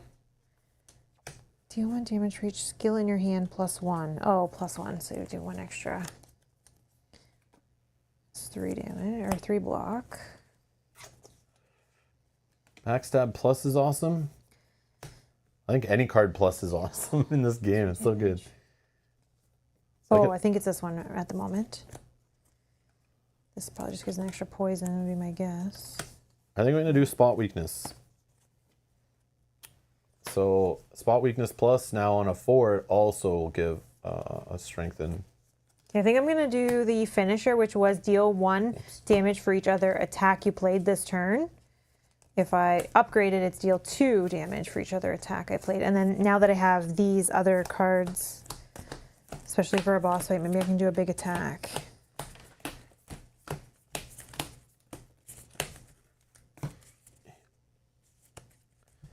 So now we need to blow our potions like crazy on this fight. It's Yep. all for this. all in. If we don't win here, we don't have an episode 2, so we need to win. Okay. And again, we don't know the bosses that well. We've only played the game twice. I don't even know which ones based on the die roll. I don't have that good of a memory. But, or care to remember, I guess. So if you want to pass me the boss, we'll find out who we're fighting here. I don't know if we fought him already. Oh, yeah, we we did. have. Okay, we fought this one. We have fought this guy. Okay, cool. I didn't know, and I didn't want to know. I kind of like just preparing, but obviously you play the game a lot. You'll know who it is based on the symbol. And I don't know if you're allowed to look, but they just tell you, like, roll the die and pick, and then put it face down. So why put it face down if you're not allowed to, like... And if you memorize it. Yeah, like, so it's up to you, but you do whatever you want. It's your game, but yeah, so we just play it face down like it says in the rules, but obviously you'll get to know there's only 3 level 1 bosses in our copy, so you'll get to know them pretty well after a while. So he goes between modes. So this, like, man, brings me right back to classic JRPGs on Super Nintendo. We got a little boss fight here where, like, he's in a attack mode form, and then he switches to a defensive mode form based on certain criteria. So he could be in attack mode. He starts in attack mode. He moves his little cube around. He'll start with an attack 2 against both players. Then he gets 10 block in our case, 5 per player. Okay? Then he goes to the next line on the next turn. He'll do mode shift. But mode shift says if the Guardian starts with no block, it doesn't attack this turn and enters defensive mode. So you'll move the cube over here and he'll skip this 6 attack on each player. So basically, he puts up a huge shield of 10 block. And if you're able to break through that before his next turn, he won't attack you back for 6 each. So we want to make sure we're like breaking through that defense. And if we break through the defense, he rolls up into a big chicken ball here and then goes defensive mode, where he'll only be hitting 2 per player because he's kind of like, he's hiding, charging up. Then he could hit for 4, strengthen himself. So when he gets back to this side, he could be hitting us for like 7 each, 3 each. And then he enters attack mode at the start of the next round. So in defensive mode, he's only there for like 2 turns. And then you'll see here we move the cube back across and it goes around and around like so. Very cool, very simple, but fun. And the rewards, we both get them, which would be 3 gold, a boss relic each. We actually draw 3 boss relics, players +1, and then draw from them. And we get a rare card. So I think from the rare cards... One of our rare cards? Yeah, so I think we each draw 3 and we pick one from our rare rewards deck, I think. But we could check the reference. Beautiful reference sitting right at the table all the time. Since you need this component, why not have a reference on the back? Genius. Reveal 3 rare rewards, add 1 to your deck, or skip. Perfect. Right there. Thank you, guys. Love the reference material. Awesome. Awesome. Oh, and did I show you guys the back of the rulebook while we're on not wasting space on components that might be around your table while you're playing? The rulebook. It's a very amateur rulebook. It does the job, but it's like Stardew Valley's rulebook where it's like you can tell they've never really thought about writing an amazing rulebook for a board game, but the rules are there. But look at the back. The back, they put all the abilities right there. Oh my God, amazing. Thank you guys. So when this is sitting at the table, and your rulebook's nearby and you're learning, you can quickly pick it up and just read. Here you go, you read. Okay, I read. Oh, that's what that does. In addition to here. So it's like more written out versions of this, which I love. And also, I'll show you, they put my favorite section in the book. So you can tell they play tested the game and had lots of questions. And from those questions, they actually put that down on paper and we can all benefit from what they learned during playtesting. So they got their FAQ and random rules. So things that came up a lot that might be confusing are all right here. And specific card interactions are all answered right here. And cards from other characters and playing copies and additional rules are all right here, just in case you weren't sure. So yeah, easily forgotten rules basically are here. That's one of my favorite things, where it shows the work that they learned from playtesting. Lots of questions that came up are answered in the book, which is great. It's a sign of some smart rulebook writing game designers. I think it's great. Everyone else take notice. But yeah. This boss has 80 health. 80 health, everyone. because we're playing on 2 player. 80 health. Holy crap. Plus 10 defense every few turns. Yeah. Yeah. Oh my God. So technically if we like go through like 2 loops of his little ability, this is more like 100 health. Oh my, we're gonna be here for a while. So good thing I've been taking some block cards then so I can last longer in the battles.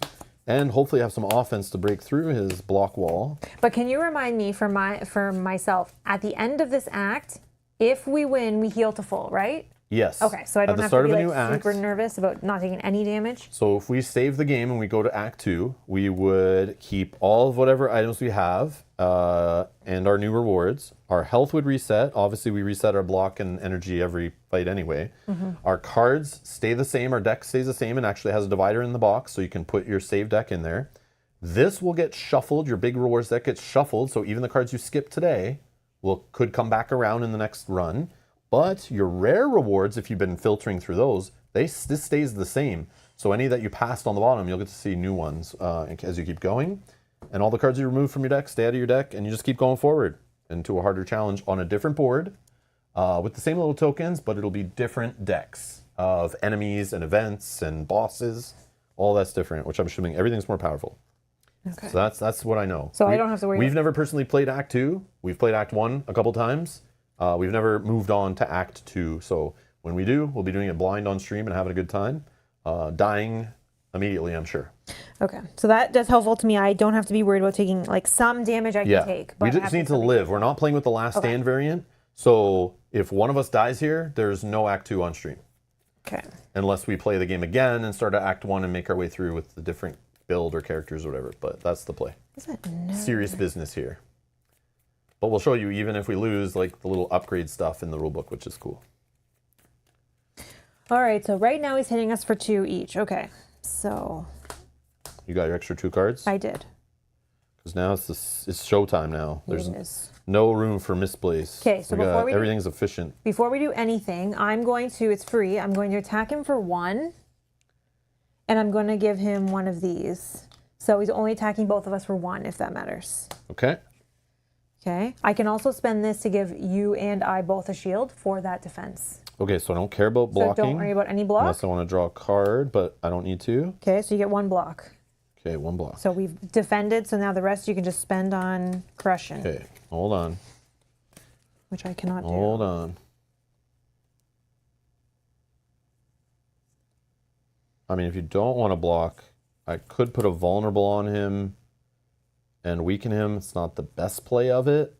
He's already weakened, but... I know, but the weaken will be on his... Oh, yeah, sorry. The weakens don't stack, so it would be his next attack, whenever that is. Yeah. But the vulnerable could lead to a bigger attack. If you're going to put but the I vulnerable... don't think I need to do that. Okay. I don't think I need to do that. That's not the play. Oh, maybe. die roll. Yep. That Oh, might, yeah. might affect Rob. Yeah, I might have more cards and more energy. Hell yeah. Totally forgot.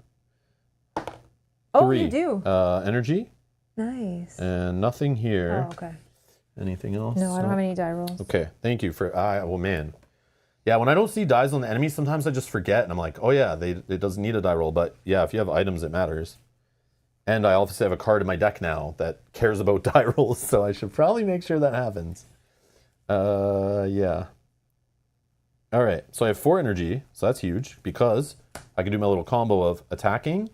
I could even pop this to give myself an extra strength in, so this becomes a 5. Putting the weaken on him, and then I can... Oh, I don't have the other card. I thought I had the other card. Never mind. It's Cleave I have, which is not the same. Not the same. I thought I had my other one that hits for like another 3, which would actually be a 4. Doubled would be 8 more, but I don't have. So maybe I save this for a minute when I have maybe a few smaller attacks to do. Put a card from your discard on your hand. No, I'll save that for later. Oh, exhaust up to 3 cards in my hand could be... No, maybe not yet. I'll do that when I have a bunch of like starter cards in my hand. I'll just pop that. Couldn't you do what you were just doing and then bring that card back and play it for 0? Yeah, I could. Yes. Good catch. So then should I... Yeah, I'm going to do that Yeah, then. I think that's... Yeah, let's go crazy. Yeah. So this might not be the best use, but let's use it before we lose it. So I'm going to gain a strengthen, and it goes away at the end of the turn. YOLO. Let's get him before he shields up. But again, I probably should be doing this when he shields up, so like I could break through it, but who knows what I'll have in my hand at that time. Yeah. But like, I mean, I should leave the vulnerable on him, because then it could double some big attack next turn, and we wipe all those shields right out. So this is a little risky to go. Well, worst case, right now I have 5 attack right here. Worst case, if I need. So hopefully that'll be enough. But that's free. That's all free attacks. So I'm spending 2. I'm going to attack him for 5. 1, 2, 3, 4, 5. And then we'll give him a nice little kiss of love, vulnerability token there. Then I'm going to put a card from your discard pile into your hand. It costs 0 energy this turn with some liquid memories. I'll play it for free, so it's going to attack for 5. Doubled, so it's 10. So just move this one up. And then it'll reapply another vulnerable. So I'll take it away, then put it back. which is, I'll leave that actually for the next rounds Oh, probably. I probably should have done my. I only have 2 like weenie attacks. Oh, Like, well, I yeah, would do yeah. those before you Sure, did sure, anything. sure. Yeah, you do those all before I do that. Yeah. I'm 'cause- sorry. No. Yep. I wasn't thinking you were reapplying it. Yep. That was And one. I then- have nothing. Okay, these are. I do still have 2 left. Actually, was that free? No. I do have 2 left. So you know what I'm going to do? I will just play Shockwave anyway. And I will apply another one of these, because they can have up to 3. And another one of these tokens, the weekends, because they can have up to 3. And only one will get removed like each time. So we're just setting up for like... I was exhausted. Yes, I don't want to... I don't want it to be exhausted, but if you... know. Yeah, sure. Sorry. Makes sense. Okay. And then this goes away at the end of my turn. Like, I want to keep attacking and getting extra. Maybe I... No, it's not worth it. I could hit for 2, 3. Double is 6 more. Instead of putting that vulnerable. But I'd rather have it there when he's got all the block tokens. Sure. Yeah, I think it's smarter. Done? Done. All right, so he's attacking us for 2, but then it's actually -1, so 1. Yep. I block it. I block. And then he's going to get 10 defense. 10 block. And then this slides down to mode shift, which will resolve next round. 5. 1, 2, 3, 4, 5. Reset energy, reset block, roll die. 4. That's an extra energy. Oh, and I can trigger the draw card. Oh, spot weakness. If I didn't upgrade it, it wouldn't apply right now on a 4. Holy, it's meant to be. So you get to give out a... Do you have some shivs coming up and Well, I all have, your like- little slice and dicing? I have like this, I have those, I have deal 2 for each. I mean, guess. it's up to you. I guess. No, but if it works for you. No, then- it's fine. I'll spend 1, and you can have a strengthen Thank you if so the much. die is on a 1, 2, 3, or 4. Okay. Do you have a big attack with, well, he has the... Actually, that's a problem. No. No? Because all mine are individual attacks, but... Yeah, so they double and then these go away. Now that you've given me the strength, then that's better. I guess I'll play Flex for free and gain a strengthen. It goes away at the end of the turn. Oh, maybe I could build up. Hold on. I'm going to gain another one. Hold on. Look. I'm going to gain another strengthen and lose an HP. So now I can make... that was another 1, right? Mm-hmm. Oh, no, I gain an energy too, right? Oh, yeah. I had 4 energy. I spot weakness. I just making sure I spent it all. And now I ruptured. Yep. And then I can just play a strike for 1, which hits for 1, 2, 3. Doubled is 6. Yeah. So 6 block tokens are gone. Oh, okay. Now we're talking. And 1 heart goes away. And then I can do it again. Okay. To hit for another 6, which 3 of these go away, and 1, 2, 3 go through there. So he's at 59. Okay, so... Oh, you still have more? Nope, Okay. I'm good, because now he won't attack and he'll just switch modes. All right, so I'm going to spend 1. And this is going to do an attack, 2 separate attacks. Oh yeah, and I'm this strengthened. heart's gone, sorry. So this is going to do the first attack. So it's going to do 4 damage. 1, 2, 3, 4. I'm just going to play them here for a minute because I have other cards that are going to be affected by this. Oh, I can give them poison. Yeah, let's give Poison's them good. poison. And then let's do this, which will do 4 more damage. And I'm going to put that there for 1 minute. So he's Don't think at I do this, right? 51. Do I save this for the next mode shift, or do we just... No, we go all in, right? Yeah, mode shift won't happen for a while because that's he's another- going to go to defensive mode, and then defensive mode, then come back, and then mode shift. Like, we have many turns. Okay, this is another 6 damage. 1, 2, 3, 4, 5, 6. Thank So you he's for at all 45. Thank you for the strengthen. That was really helpful. Yeah, now yeah. I'm going to spend my last one. Let's make sure I do No, this thanks to correctly. chat for reminding me that all your little weenie attacks benefit way more from strengthen than my like big attack. So now I'm doing this. That's how math works. Deal 2 damage for each other attack you played this turn. So, and these are all technically individual. 100%. Yeah. So 2, 4, 6, 8, 10, 12, 14 damage. So hold on, he's at 45, and what was it? 14. 14. So he'll go to 36, right? Okay. This is gone. I've used that up. This is used up for the turn. Nothing is exhausted. Okay. And those we don't need to block. Okay. I feel like that was a very good turn. Is that it? That is all. End of turn. Poison 1. Yep. Down to 35. Okay. He doesn't attack. Then mode shift. He has no defense, so he won't attack this turn. He'll go into defensive mode. 31. Edward, thank you. 31? Did I mess up? 45. Oh, yeah. 45.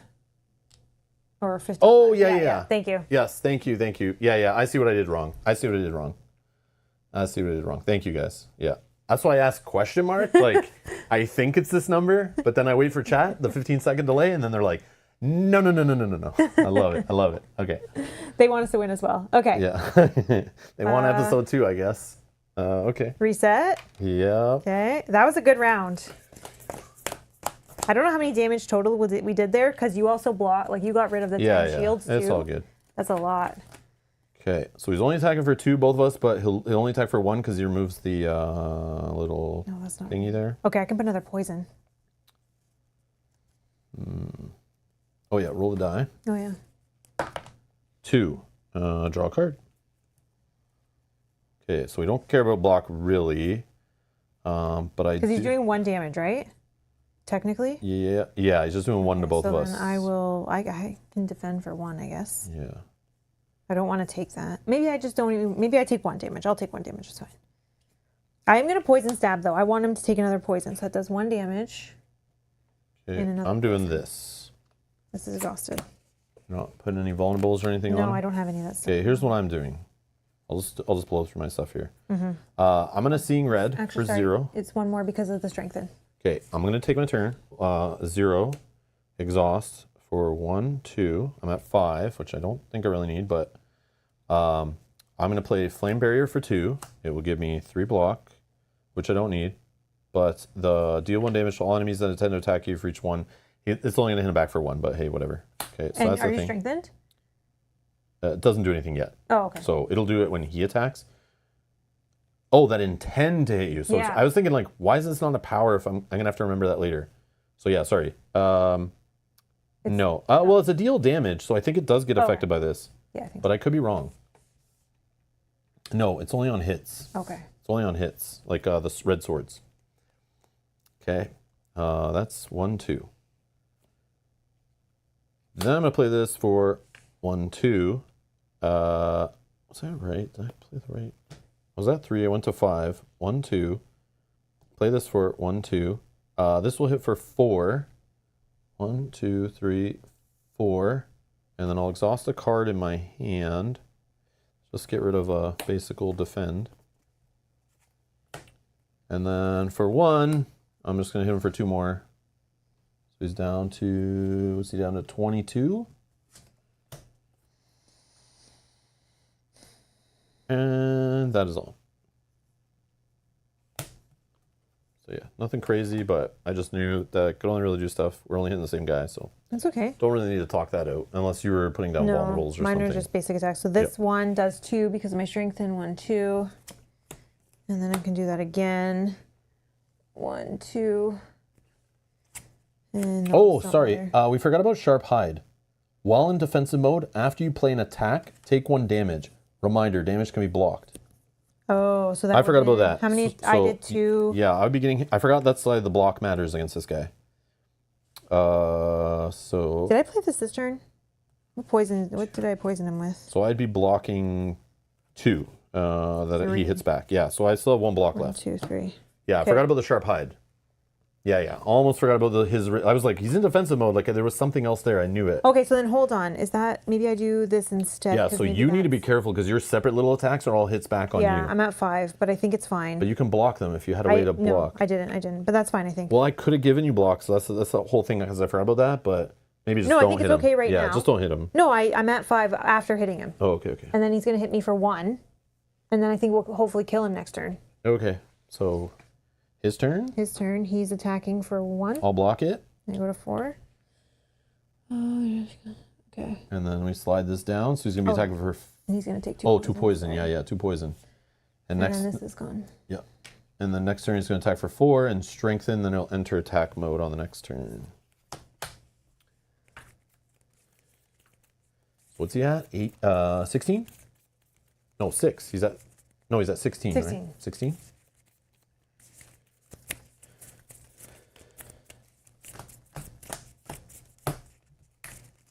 One, 2, 3, 4, 5.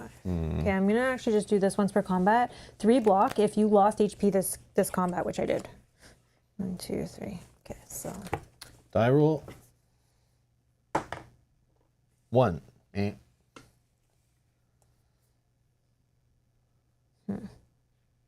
he's attacking for 4. Attack, yeah. Okay. I can block all mine. Okay, so then I'm going to start off with a 2 block. Whoops, reset. 2 block and draw a card.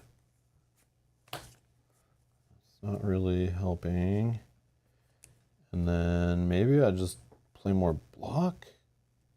No, I should hit this. Let's do 2. Yeah, I'm fine. Let's go 2 to hit him for 4. Oh, and we'll take damage every time, right? Oh. Oh yeah, because he's in this mode. I forgot. So hitting him is me. Oh, I'm only gonna hit him once. It's fine. Okay.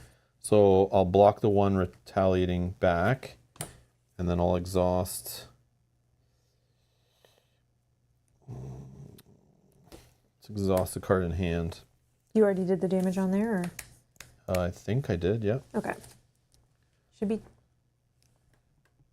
28 now with Mel's turn. I don't know if 30 with poison, says Eileen. But Eileen might be behind. Oh, Because okay. we're at like 12 now, so.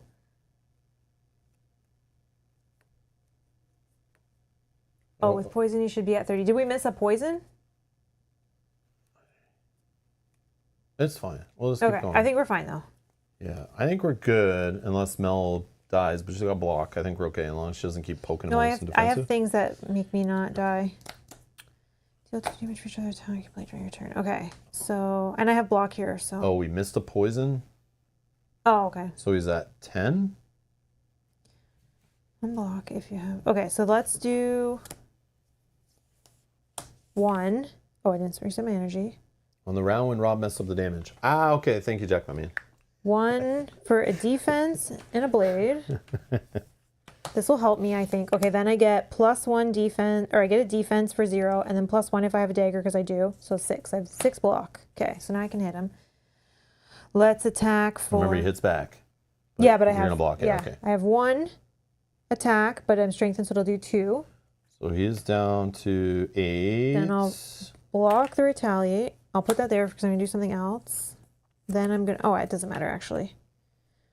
Spend 1. Deal 2 damage for each other attack you played this turn. So just 2. Oh, I could do. Oh no, let me do this too. This will deal 2 damage first. That's a separate retaliate. Yep. So I go to 4. Okay, that's gone. So then this does 4. Deal 2 damage for each other attack you played this turn, including Shiv. So that's 4 damage. So he'll die down to from 2? poison. He'll bleed out from poison. No. Okay. Crazy. All right, so end of our turn. Poison for 2. He's dead. We did it. Crushed it. I still have 8 health. I had 5, but I could have been a little bit more careful on that one turn, but. Okay, so we get 3 gold each. Oh yeah, we can see all the rewards at once too if it makes a difference. But the boss relics. Why am I dealing with those crappy cards for? Boss relic number 1 that's available. Pandora's. Yeah, we haven't really looked at these or cared about them before, but we could decide again for those who joined late. At this point, when you're playing the game, you can decide that this is a playthrough. This is done. This is one session of our board game. We're going to clean it up after this, reset it back. That's it. That's one thing done. Or you can decide we want to keep going and try Act 2 in our next session, which we're going to do. So stay tuned to the channel for that. Make sure you set reminders, subscribe, all that crap. And we'll carry on and see how we can push forward and if we can survive Act 2. But we are going to take rewards because we're going to keep going. But you don't need to do this if you're like just ending the game, right? But Pandora's Box is transform 3 cards. What transforming is I think removing 3 cards from your deck and then taking of your choice, and then taking 3 random cards off the top of your regular reward deck and just throwing them in your deck, no matter what they do. Interesting. Right? I don't know that I think love that's what that. it is, Yeah, right? that is exactly what it is. But I don't know that I love that, but... Okay, and use it, then immediately discard it. So again, we're going to have 3 options, but we're also, before we choose, we're going to look at our rare rewards and kind of maybe something makes more sense based on what we're seeing also. So before we make any decisions, we're going to look at everything available. So it's players +1, so we're going to see 3 of these. Wristblade, your 0 cost attacks deal +1 damage on each attack, including shivs. Yeah, this is like straight up for Mel's that's character. straight up for me. Or Mark of Pain. Kind of like This is for you. When I read chat, it's like always like every stream is like a mark of pain on me before the next stream. I mean, thanks guys for tuning in. Oh, maybe not. Start of turn, gain an energy. Great. If your HP would go above 6, it becomes 6. I don't know about that one. I don't know, man. That's extra energy though. Yeah, so you're starting every turn with 4 energy plus The only ability. fear I has, if I don't draw a block and we face an enemy that's going to hit me for 6, I'm insta dead. Yeah. So I need like fairy in a bottle or something, you know?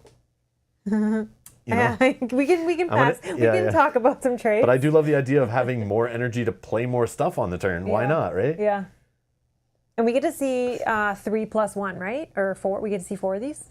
No, players +1. Oh, players +1. Which Okay. I've said 3 times now. I know, sorry. And you've now said, and yeah, let's listen, okay? Let's listen, because I don't listen either. I understand. I'm just. I'd like to it's all take good. the wrist blade. Well, we're gonna look at our rare rewards too. So we draw the top 3. So this is my first rare reward for my rare reward deck. Berserk for 1. Whenever you exhaust a card, deal 1 damage to any row. Uppercut. Attack for 2. Attack for 3. Weaken them and vulnerable them, whatever you want to call that. And then Juggernaut for 2.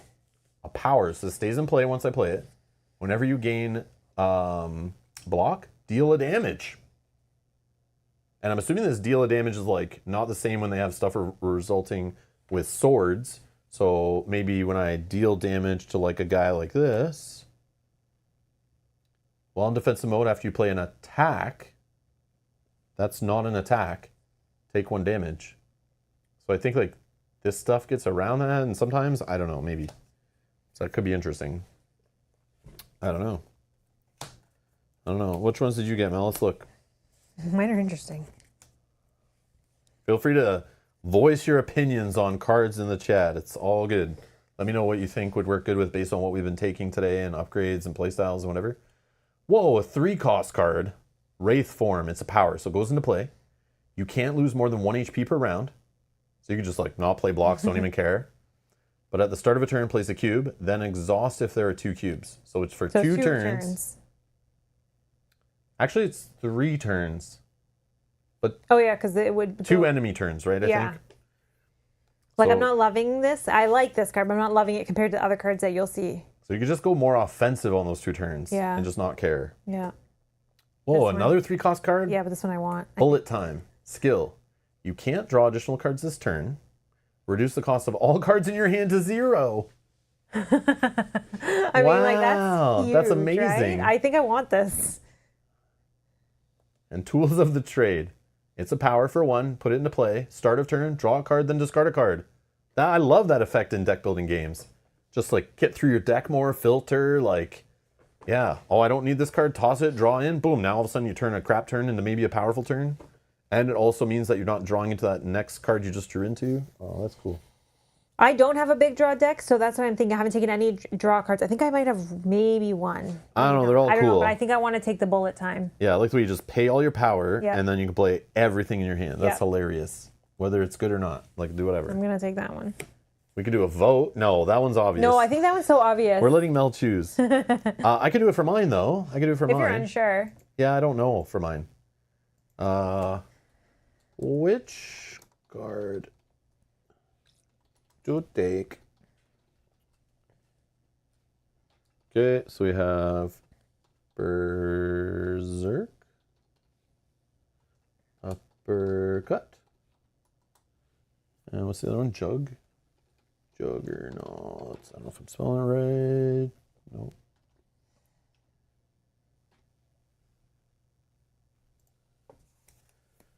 So I put the poll in the chat. So we have Berserk. Whenever you exhaust a card, deal 1 damage to any row. So this stays in play. If I pay 1 for this, it's out of my deck, in play for the rest of the combat. And whenever I exhaust a card, which can happen sometimes, I have a few of them in my deck now, I'll deal 1 damage to everything in the whole row, including a boss. Uppercut, spend 2, hit for 3. If I'm strengthened, it hits for like 4. And then we slap another vulnerable there, which I do love that. And weakening means I don't have to defend as much, or something will hit back for less, which is nice. Maybe even help out Mel too, put a weaken down, but she can like be defensive too. So Juggernaut for 2. This is a power, stays in play. And whenever I gain block, I deal a damage anywhere I want. Just ping, ping, ping, ping, ping. I'm assuming... No, Strengthen doesn't work on this. Yeah, Strengthen doesn't work on this one, I don't think, because it's not a red sword like this one is. And then technically we could look at the upgraded sides, if that matters too. So Juggernaut Plus is deal 2 damage. So we can also take it based on working toward the upgrade of it. Same cost though. On Uppercut, if we upgrade it, it goes upside down. And then we flip it. Oh. Oh, hello. Great for bosses and big, healthy, juicy boy enemies there. Yeah, yeah. I have to assume Big that our boys. enemies in the next act are going to be stronger. Yeah, we haven't seen them at all. Yeah. I have no idea. And then Berserk would upgrade to... Whenever you exhaust the card, deal 2 damage to any row. So it's just the damage goes up, but the costs don't get better. And then the 1 gets an extra vulnerable token for Uppercut. All right, I'm closing the poll. Thank you, everyone that voted. Also, thanks to all 58 of you who've clicked the like button. Thank you so much. That means a lot. That's huge. Okay. Uppercut, 50% of the vote. Thank you, guys. Uppercut. Done. I thought that might win. I don't know. Like, I do have lots of blocks, so the like constantly like putting a card into play like a power. I want to play with those because like I like the way they just go into play. It sits there, and in a long battle, it's like, especially if it's a long battle where I'm playing blocks a lot. Yeah. It's still hitting the enemy back. So it's progressing the game, but it's like, I don't know. I feel like even when I give you block, that would also hit. Yeah. Because it just says whenever whenever you gain block. Yeah. So even when you're giving it out, that'd be cool. But not today, not in this run. So also, you're definitely taking Risk Blade. Is that what's happening here? Yeah. Also, I looked at mine to upgrade this. It costs 2 then. But you're playing your whole hand for free and you can't draw any new cards. So like, why reduce the cost of it? But maybe I have something that draws before, so I could play that first for 1. Oh, and then I can get more cards in hand, or you get an item that draws 5, for example, like we saw. Yeah. And then you play that. Or this. No, I'm just kidding. You're not touching I can't take it anymore. Can't anyways. touch it. But yeah, no, I would like this. Your 0 cost attacks deal 1 plus 1 damage. Okay, that's so good.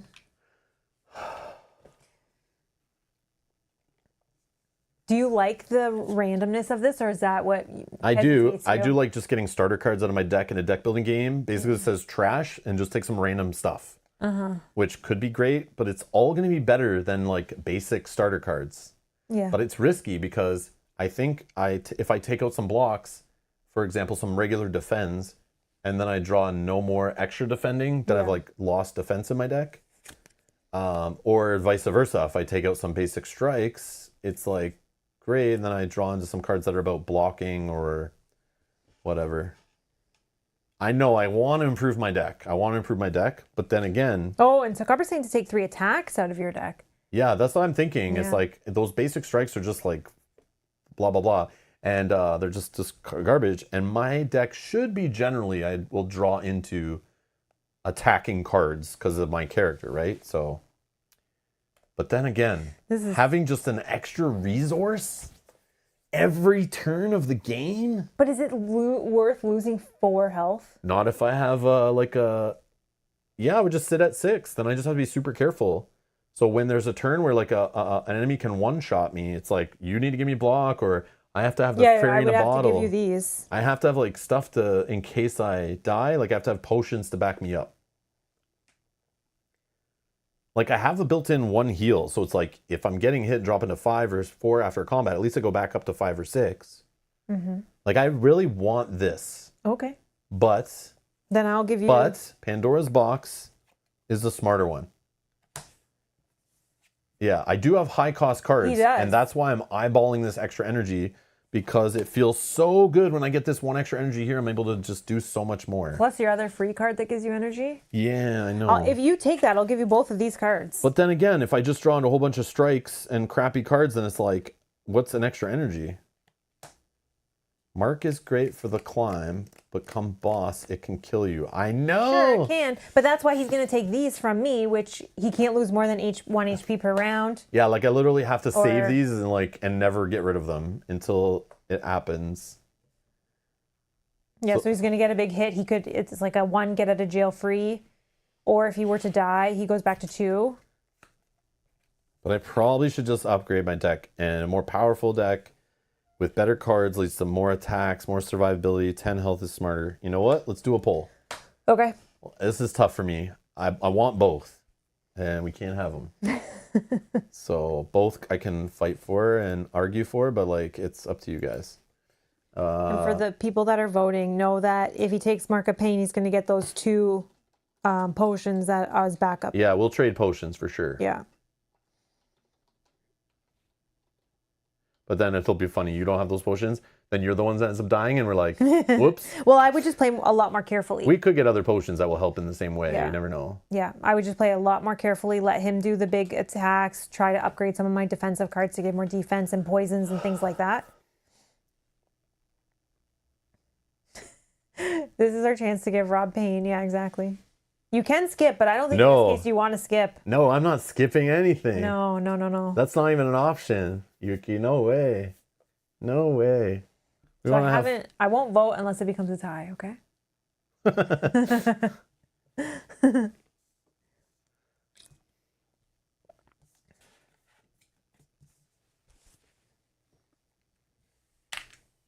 Tough choice since you have those 2 potions, staying 50-50. Yeah, exactly. That's why he's putting it on you guys. If I didn't have those, if I didn't have the, in case I die, I get to heal for 2, the fairy in a bottle, if she didn't offer that, then I would probably always pick this. But of course I would offer that because I feel like this game specifically, you need to almost like talk through every turn and make every card play efficient so that you don't lose and die. Yeah. Yeah, I can't skip loot. That can't happen. The first time that we played just kind of getting used to, the mechanics, but we weren't really talking through our turns, and then we'd run into a situation. We were, but not like 100%. And we'd run into a situation where I'm like, oh, I'd be dead. And it's like, oh, okay, hold on, let's rewind. But let's be correct. I would go, Mel, can you block the 3 damage you're getting? Or how much damage are you going to be taking this turn? Look at your hand, please. Because I'm not supposed to look at your hand. In the book, it says just ask them. Do you need help? So every turn I'd be like, I need to know, do I need to kill something in your row to help you or not? Just tell me. Are you taking any damage this turn? And you'd be like, I think I'm good. So I'm like, okay. So I'm going to play this, attack this guy, block myself, whatever, I'm good. And then she'd start playing and then be like, oh no, I'm going to take 3 from this guy. I didn't realize. Oh, and then I'm like, okay, undo everything I did. And now, okay, let's talk it out slower. Like we were like rushing a bit, but then we would pump the brakes, rewind, and then like do it very careful. And that's when we learned, like, you really need to discuss. Yeah. Don't just go rushing through your turn. This is a work together kind of game. But sometimes you'll look at my hand and I'm like, okay, like I need to block myself right now no matter what is happening, unless you can kill something. If you can't kill something in my row, then I need to block. So let me just block and then we can decide after what to do. Stuff like that. All right, I'm closing the poll.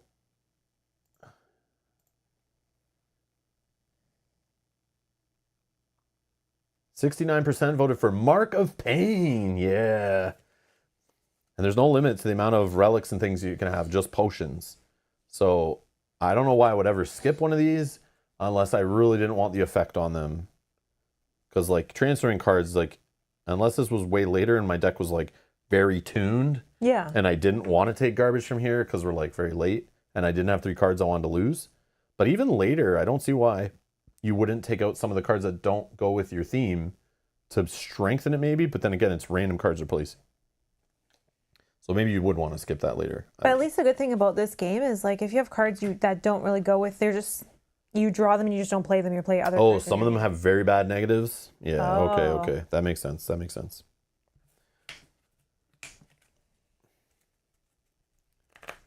Okay. So what we're gonna do now is we're gonna go to the rule book, which I can also do digitally here. And I'll show you I think this is one of the coolest things in the game, I think, but I don't know what we're actually doing. Because I haven't done this yet. Whenever you finish a game, each player checks 1 box per boss defeated, plus 1 extra box each. So even if you die, I think, on the first act, you still get to check a box. So you're like constantly working your character and leveling it up. So even if you play and you fail, you're going to unlock new stuff. I think it's just new stuff for your decks, that not your starter deck, I think. I think it's only stuff for your reward decks. So it technically doesn't make you better at the start. It just gives you more things to see, I think. But I don't know. So you must check boxes for your character until they're all checked. After which you may check colorless or Act 4 boxes to unlock those components in the game, which actually change things. So you could generate this whole Act 4 thing where you have to get keys along the way, or else you can't even get to Act 4 when you're on a playthrough. So you have to take some sacrifices to get to Act 4, which is here. So spoiler stuff is about to be seen, I think.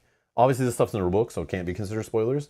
But I'm going to open some cards now, because I think, if I'm reading this right, we're going to check the first boxes at least, one for the Silent and one for Ironclad, which will then unlock all the cards in the little lock deck that have a number 1 on them for our character. Oh, okay. I think. I see. I think. And then we get to check one more time in our second row each, because we defeated 1 boss. Oh no, we're technically not finished the game. Oh, whenever you finish a game. Yeah, we're not finished the game because we're choosing to continue. I see. So our game is not over yet. I'm so sorry. I think I'm understanding this now. Which makes sense. 1 per boss defeated. Yes. Plus 1. So I'm just showing you guys this now for those that don't want to watch beyond. So we're actually not going to show spoilers today. We're not opening anything today. I'm going to keep going. We're going to keep playing. So we're going to go to Act 2. If we die in Act 2, we would get still just 2 checks. Okay. But if we can make it to the end of Act 2 and beat the boss, and then die in Act 3, we would get 2 checks plus 1. And if we could beat Act 3, then we would get 4 checks.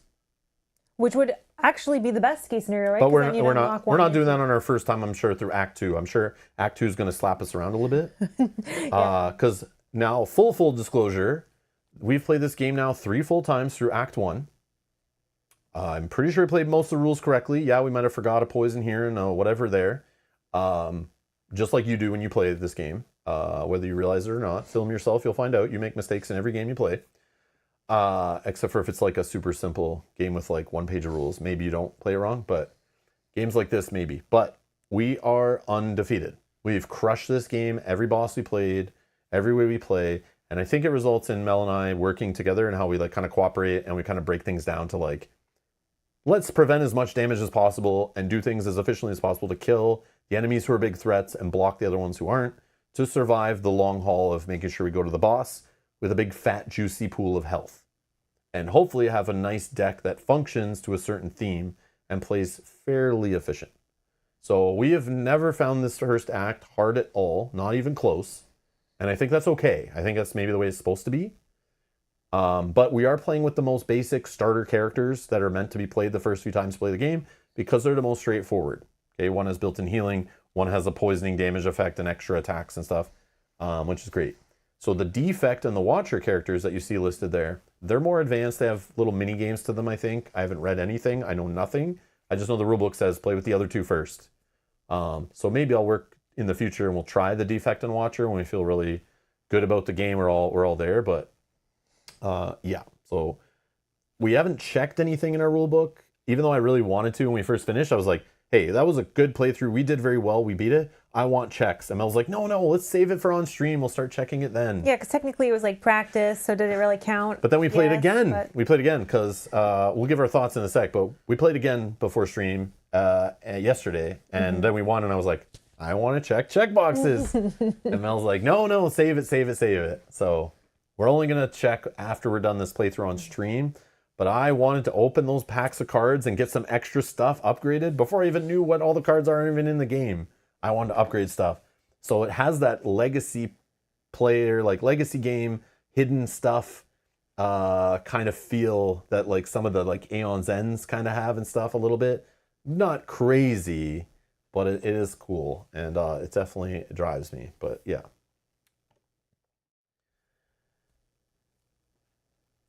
Okay, Sagabra says, same with us. Mostly 3-player. We never died Act 1 yet. Okay. Is it harder solo, maybe?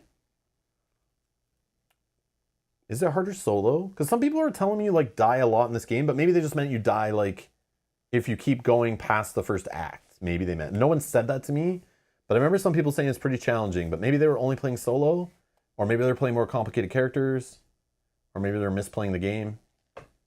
Yeah. Yeah, maybe your first act's meant to be, like, soft. I don't know. I can see it getting out of hand though if you don't pay attention and like work together. But no, I'm not going to open any cards now, Yogi. But yeah, we could have said that because we unlocked the stuff earlier. We can put it in now, but nah, it's okay. We'll save it. We'll save it for the end of the playthrough. Oh, Sakara says, I think for seasoned gamers, Act 1 is more of a building act versus meant to kill you. Oh, okay. Gotcha. That makes sense. Okay. So we're going to die in our first battle next round? Okay, sounds good. I mean, who knows? Yogi says, the video game is so quick, so you're solo getting to Act 3 pretty consistently, or run into some terrible rando mini-boss. Oh, okay. But we're not playing the video game. I'm just kidding. I know what you mean, though. They're trying to design it in that same philosophy. Okay, good. Yeah. I'm assuming it gets, like, harder for sure, which I'm excited for. The one question I had, though, the randomized tokens that are used on the map, the light and the dark tokens, are they the same for the entire game, or do they change based on what act you're on? They're the same. They're the same, okay. But the cards are different based on those symbols. Okay. We get all new decks. Right. Oh, yeah, I'll show you that. I just wasn't sure if, like, in this one, maybe they give you more question, like, events. So here's the box. Let's go like here. So in the box, it's actually under to hold it. In the box, they have areas here for the characters, which is very nice. And it has your little dividers, so we can save our decks in there on the other side, the starter deck one. But when you're not playing with a character, they have their own starter deck area, their card reward area, and their rare rewards all separated. But because we're playing with these two characters, obviously they're out. There are more bosses for the different acts and whatever the hell these are. Oh yeah, there's another stop giant. Oh, so there's bosses that we don't know yet. This is for don't open till you unlock Act 4 or reach Ascension 10. Oh man. Hard mode. And then in here the little cards go, and they even have dividers to save like your relics and items based on your character in the little sections down here. And they have like dividers for the relics and the potions and all that jazz. That goes there. They have the miniatures here. Then they have these save bags if you want to use these for your items. So based on your character, each character I think has a little bag to save our gold and stuff. And there's, yeah. And then there's other things I haven't opened. Oh man, come on. Messy. Oh, I don't know. There's extra bags. Well, there's this stuff too for the Ascension mode. They put this in here because it's like locked components. So there is some cubes saved, and these are the keys for Act 4 that they put in like a bag. They're like, punch it out, put it in this bag because it's like locked content, you know, which is cute. It's in a see-through bag. That's very cute. So it's like lock it away, and then you can stare at it, which is fun. And then over here is where they have dividers, which is very nice for all the different acts. So here's the different, we'll have all new Act 2 decks, which are full of all different enemies and summons and things. And there is no first encounter deck anymore. So we'll go right into like the general enemies. And again, we have like decks of cards that I don't know what's in them, and Ascension stuff and unlocks and colorless. I know I could probably open some of that stuff and put it behind here, but I'm just going to keep these till we need them, and then yeah. Oh, we didn't even see dazed, cursed, or No. statuses at all. Weird. So Yeah, I'll show that right now, actually. So some enemies. Oh my God, it's stuck. Pass me one. Just one card I need. So there's a deck of these cards, which we saw every time we played before, but not this time. So these are status cards. When you're playing against enemies, they either give you this status or this status, and they'll tell you. They both go in your discard pile. So they're kind of like, in deck building games, you get junk cards. In this one, you have to pay an energy to exhaust it, which will put it back in its deck. So you got to pay to get rid of it. And then this one, it's unplayable. It means you can't play it out of your hand. And at the end of the turn, if it's in your hand, you got to take 1 damage. But as you saw, we have effects to exhaust cards, discard cards from hand and stuff. So that's how you can get rid of the around the unplayable. And then once you exhaust this, it goes back to the deck. And then there is, what are these called again? Days? So this one you actually put on top of your draw pile, and it gunks up your hand, so it's a dead card. You can't play it. And then it's ethereal, so if it's in your hand at the end of the turn, it gets exhausted, right? Mm-hmm. Yep. So it's just like a temporary 1 turn, screw you, you're drawing 1 less card, basically, which is cool. And then there's curses, which we've never drawn before. No. Because we obviously never take any of those event options where it's like, gain a rare card and a curse. But these are all different, I think. But they're shuffled, so you can get these, and they stay in your deck from combat to combat. And that's why sometimes at a shop, you might spend 3 to remove a card from your deck. Might not be a starter card. You might remove a curse. So you could take an arrow to the knee. Okay. So they're just like crappy cards. There's a whole bunch of them. But I'm sure next playthrough, Act 2, Oh no. I'm sure we'll start seeing some of these, whether we like to or not. But I can see these really causing trouble. Yogi says, in the video game, I always turn into a vampire. I'm assuming that's that. Clumsy, a little banana peel. Oh, 2 clumsies. Okay, so there's some duplicates. Parasite, we already saw that. Okay, yeah. Okay, so So like 2 of each? yeah, that makes sense. So this game can go up to 4 players. So you can play with, each character. Obviously, you have 4 characters. You can play with all 4. That's why there's like 4 little spots on the thing. So you can have like 4 rows of enemies. So I can see obviously that would take a lot longer. Imagine the discussion with 4 players with like, Oh yeah. it'd be like Spirit Island, where we're all looking at everyone's island, like, okay, which, are your Dahan gonna do this? And like, should I do that? And like, will you guys die? Will you get some blight? Like, that's what I picture happening with like each of us having a row of like 3 enemies times 4. We'd all be like, oh my God, I need help in my row, and you need to do this over here, and can you give me some block, and I'll do this? Like, yeah. Which, if that's fun for you, awesome. If it's not, then don't play this more than a couple players. But I like Spirit Island at the higher player count, as long as I can sleep the next day off, because I'll be hungover with a mental exhaustion. But it's still super fun. Still super fun to play the higher player count. But it's a rare event. But yeah, all right. I think that's it, right? Yeah. Our thoughts? Quickly. Go ahead. So I guess just like short and sweet, we've only played a couple times, so I'm not going to give like my full thoughts. But after Rob and I played yesterday, I looked at him and said, I really, really like this game. So. Yeah, and I wanted to play more, even though we probably could have read the rules and just played on stream for the first time, because it's not that bad. Because it's very similar to other games that we've played. A lot of similar mechanics, not too complicated. Yeah, I wanted to play it twice. Like, I was just like, I want to play again before we play. Like, I just want to play again. I want to see different reward cards. I like that. I want to see different enemies. Let's see how the board's set up different. Let's just try again and see if I can build my character a little different and try something else out. And maybe we'll get a different boss and like see how that works. Like, yeah. And I had fun. And obviously, like, gaining loot, like potions, relics, boss relics, getting loot every combat, no matter what, pretty much, as long as you win or you die, is fine with me. But getting lots of loot is awesome. The way you upgrade your deck, they gotten rid of the boring like market. We're all just buying from the same market, It's clever. It's clever having your own custom market to buy from every turn, presenting you with different options. So I was talking deck builders that don't have a way to clear the market, get clogged up, gets boring because nobody's buying cards and we're just playing. This always clears the market. So it's like, it solves that. there's ways to remove cards from your deck, and the cards you can't remove, there's ways to upgrade them and flip them to make even your starter cards comparable to some of like the better cards, which is like make them not so much trash. And the idea of playing it more than just one session, then cleaning it all up and resetting, assuming you win Act 1 and you want to go further, I love that idea that we can play a shorter campaign, maybe 3 sessions, maybe 4, probably 2, depending how good you are or what happens based on some luck, right?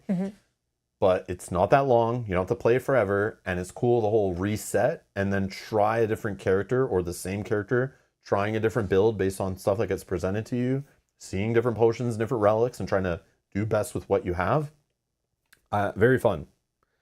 Very fun. It's nothing mind-blowing here, but just a little package. And again, I don't care anything about the video game IP, but I love fantasy games. I love deck building games. I love like mini little campaigns is fine. And I love cooperative games, working together to beat bosses and go on little adventures. And we don't have to deal with any story here, which is great. Yeah. We just get to the gameplay, play the game, solve little puzzles every round.